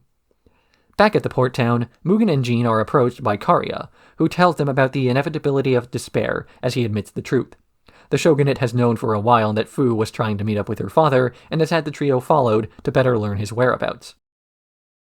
They consider Seizo Kasumi to be one of the biggest threats to their reign, due to his involvement in the Shimabara Rebellion. On Ikitsuki Island, Fu helps a child get something out of a tree, and seeing this act of kindness, the mother of that child asks about Fu's relationship to the man who she seeks. Upon learning that Seizo Kasumi is her father, she directs her to the northernmost point of the island. Fu is traveling through a field of sunflowers when she is stopped by a man in a wheelchair. The tall man from earlier surprises her from behind a flower, telling her that her journey thus far is over, and he waited until the final few moments to get her. He draws his weapon, and informs Fu she's standing on her grave. Kariya Kagetoki has been monitoring the movements of our trio for a while, using their journey as a means of tracking down a man who's considered an enemy of the state. He intentionally kept them alive as a means of finding the man's location, which gives a sort of anti-thematic messaging to all of the encounters they've had thus far. I raised the point before that Samurai Champloo fakes its plot connections. All the people who say they're going to meet the protagonist again never do, and all the different characters they meet wind up being irrelevant to the overarching plot. At first, it appears as though this is something done because of a point being made about the destination being less important than the journey. We don't meet up with people because of some kind of fate, and we don't take valuable life lessons from every interaction we have. Everything just sort of happens, and we move on. But as it turns out, all of these chance meetings have really had an effect after all. Every stranger that Fu meets on her journey and befriends is a loose end who slowly over time reveals her location as well as the location of her father. This is why Sara is sent to assassinate them right after they meet with the Christians under Xavier III. That was the moment where the Shogun, as well as the audience, finally tracked down the man they've been seeking. The moment where the chance encounters they've been having don't really build to anything more than mindless fun, like getting crushed by meteors or playing baseball against the Americans. Despite Mugen's fighting style, he is no match for Karya, who seems to be capable of standing in 2 places at once while being fast enough to move without being seen. Mugen uses the environment as well as he can, but fails to get any closer, repeatedly knocked into the water. He's only spared when one of the men from earlier, the feral one named Dinkibo, calls out to him, saying that they've captured Fu and she might die if Mugen doesn't get there fast enough. Jean and Mugen argue over who will go safer and who will fight Karya, but when they remember a conversation the previous night, Mugen decides to go, making Jean promise to stay alive long enough to finish off their target. Jean and Karya fight for a while, with Karya praising Jean's Muju fighting style, while saying that had Jean not killed Inshiro Maria, he alone would be the master of those techniques. This is when Jean realizes who he is fighting. Years ago, Maria told Jean that the dojo would be repurposed into a training ground for assassins working for the shogun. But Jean opposed the change, saying that an art for the sake of dishonorable killings was not a real art form. Karya pressured Maria into killing his student for speaking up, in spite of, or perhaps because of, the fact that Maria was planning on passing his dojo to his student. While Jean was asleep, he was woken up by noises and drew his sword, slashing through the swordmaster before a tear in the wall revealed his identity, and the fact that Jean had killed his own master. Karya points out that the age of the samurai is over, and that he and Jean were both born in the wrong era. The only way to survive is to adapt to the changing times, or be swallowed by the tides. Mugen is on his way to Ikitsuki Island, to the church where Fu is being held, when he gets ambushed from below by Dinkibo. Dinkibo laments that he promised not to kill Mugen until they landed on the island, but he just can't help himself. Mugen's Ryukyu fighting style is weakened by the close quarters of the tiny boat, and Dinkibo is able to slash at him a few times, eventually rocking the boat over and knocking them both into the sea. But Mugen is able to catch Dinkibo's claws with his own hand, getting stabbed through the palm but making an opening long enough to stab the guy. He washes ashore in time to interrupt a conversation between Fu and Umanosuke, the leader of the trio, about the fact that Mugen does not care about things like hostages. Umanosuke explains his history. He was the man in charge of the shipment of sugar that Mukuro and Mugen robbed years ago, and that their failure to stop the pirate raid not only resulted in the oldest, Tobei, to become wheelchair-bound and catatonic, but it cost him his eye, and Dinkibo his sanity. Mugen says that he killed the crazy one on the boat, and then offers to give up his sword in exchange for Fu going free. But Fu refuses to leave until Mugen shouts at her until she goes. She rushes up the coast to the house up north, leaving Mugen behind to be slashed at by Umanosuke's scythe. Back at the harbor, Jean realizes that he is outmatched in his fight against Karya, remembering a single technique that could possibly turn the tides of battle in his favor. Jean and Karya exchange blows, and after a long pause, Jean falls into the water as Karya cleans off his blade to cross the sea. Karya mentions that he has no future as a samurai, and that the only people who will survive the changing times are those who adapt to a future with no role for them. He laments being born into the wrong era, that only a few decades earlier he might have been able to find some sort of fulfillment by wielding a sword, but the era is now too peaceful for violent men. Jean has always lamented his lack of a place in the world, that he has no reason to fight and thus merely wanders from place to place, traveling with Fu out of a lack of anything better to do with his life. Karya brings up that had Jean been born earlier as well, he could have made a great name for himself. Instead, he is doomed to wander around aimlessly, not because of anything he did wrong though. Jean was a great pupil, having no distractions at home or earthly attachments to distract from his training, and therefore making him the ideal swordsman to inherit the dojo. He followed the instructions, he internalized the ideals of the times, and he became the perfect samurai. And then the world moved on, and there was no need for samurai. All Jean ever did was exactly what everyone told him to do, and because of that, his life has been wasted. The trio of brothers feels the same way, having loyally served the government for so many years, only to lose it all to a random pirate raid that resulted in them being outcast. They did everything right, and none of it mattered. Mugen has persistently flaunted his disdain for authority and picked fights with everyone who looks worth picking a fight with, and he's never once cared who he hurt or who got in the way. But as it turns out, those mindless government drones he's been beating up were normal people with normal jobs and normal lives. And so by killing indiscriminately, Mugen has ended up causing more harm than the very same men he tries to defy, bringing negativity in the world and making him into a hypocrite. Fu finds the house on the northernmost cliff and prepares to enter, only for a man to round the corner, and those who have paid close attention will realize that this man is Yuri's father, allegedly killed by Xavier's men years ago. He says that he is Seizo Kasumi's caretaker and asks the man if he's willing to see any visitors. Kasumi accepts and Fu enters, finally finding her father, and seeing that he's just a frail, dying man.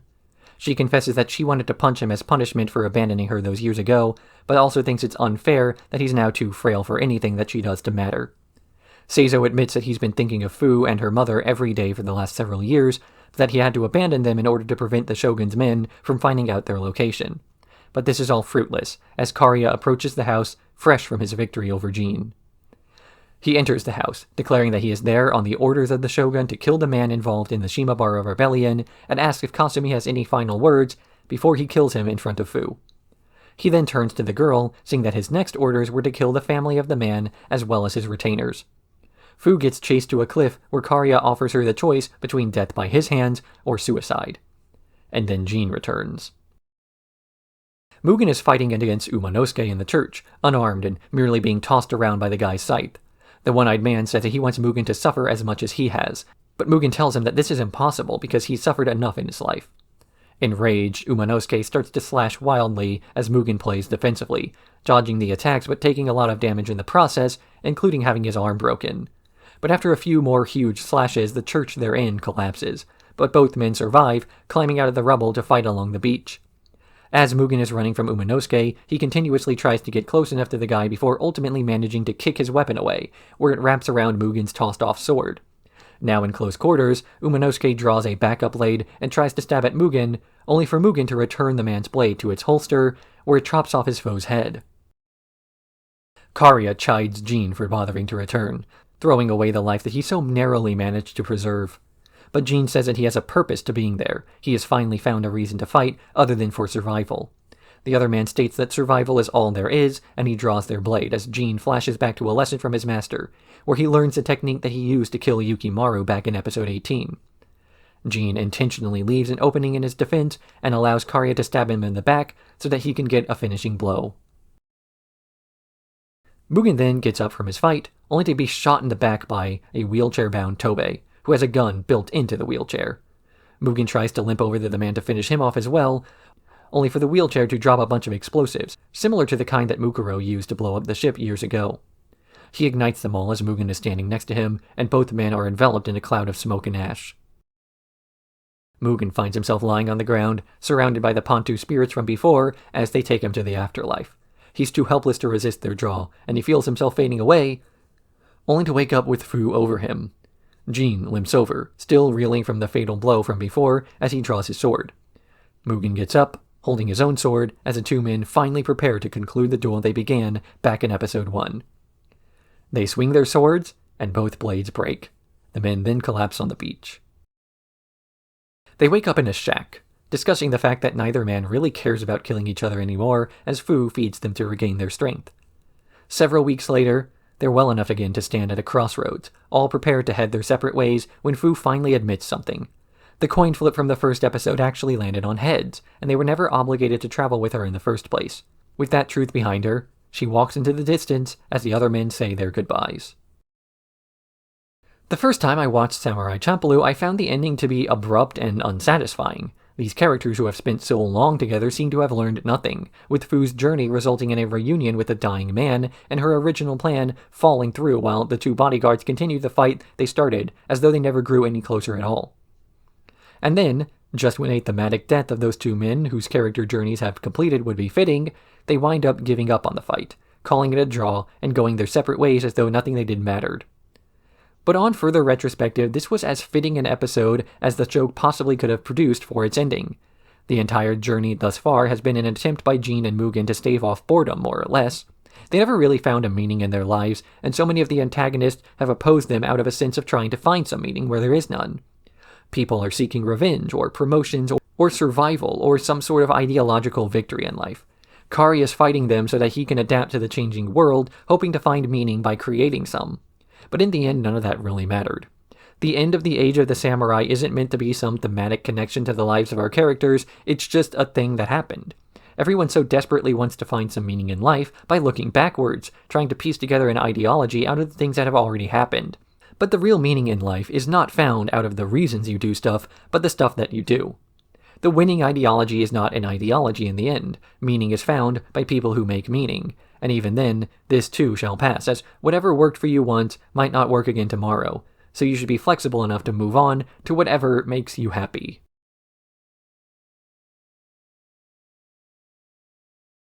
The best place to start talking about Samurai Champloo is at the first episode, but the best place to start talking about the soundtrack of the show is a lot further back, the year 1899.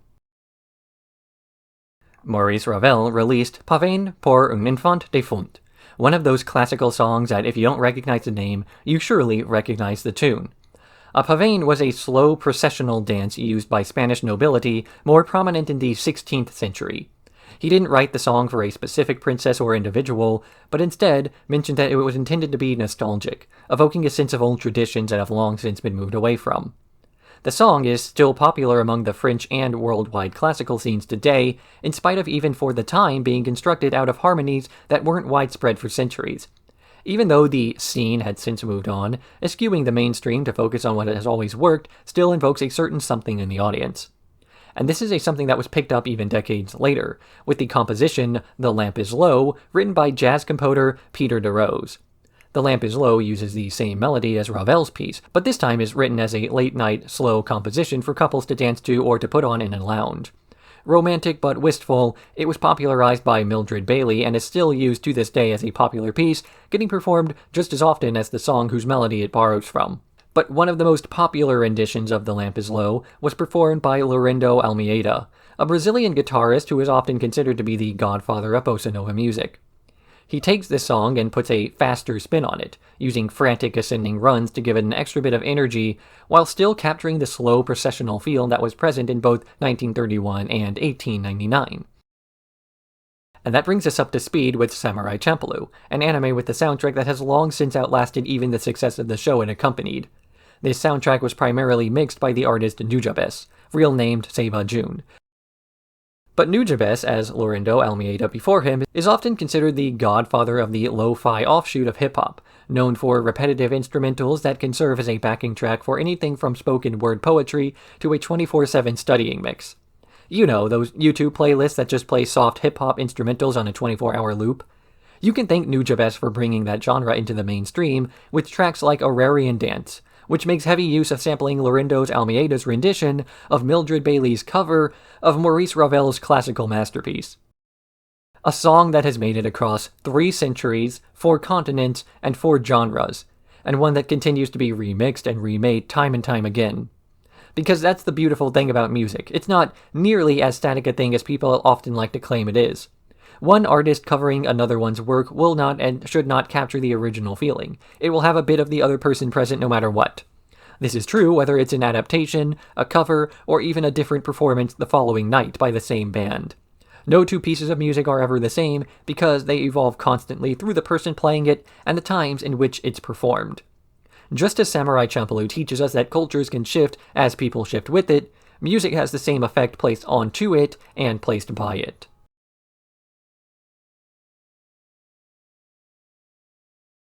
There is one big elephant in the room regarding this show and my review of the show that some of the more astute viewers have probably noticed by now, and a few of the more pedantic have probably already commented on. I'm leaving it at the end for the sake of not having to talk around that fact. The fact that, for a show called Samurai Champloo, there are no samurai. It takes place in a time period where there were no samurai. Mugen is an outlaw. Jin is a ronin. The men they fight were criminals, personal bodyguards, local police forces, and so on. But not once do they actually fight against the samurai, because all the samurai were let go as society shifted and told them to move on, even if they didn't actually move on afterwards. You could be pedantic and say that all of the men followed some definition of samurai, but it's worth pointing out that the definition of samurai changed so frequently, as the time period did, that anyone with the weapon could call themselves a samurai, whether they were guarding a rice field or guarding a castle. But just as much as that definition is pointless, the real definition changes with time, and so even more samurai can come about using a more recent, more applicable definition. A samurai can range from a person LARPing in their parents' garage who really tries to embody a code they read about in a book written a few decades ago. There are signs in Japanese men's rooms encouraging people to behave like a samurai and not to miss the urinal on purpose and to wash their hands when they're done. Japan doesn't have samurai in the traditional sense, but that's not really the right lesson to take away from this. The influence of the Bushido Code can and will stay with us forever as a staple of Japanese culture, and that Japanese cultural influence is far more important than a single unchanging definition of a thing. Despite the fact that Jun Seiba died in a car accident back in February 2010 and is no longer with us, Nujabes will live forever, as his music still gets played and still gets remixed and still inspires other. So the age of the samurai is over, but the age of the samurai will never end.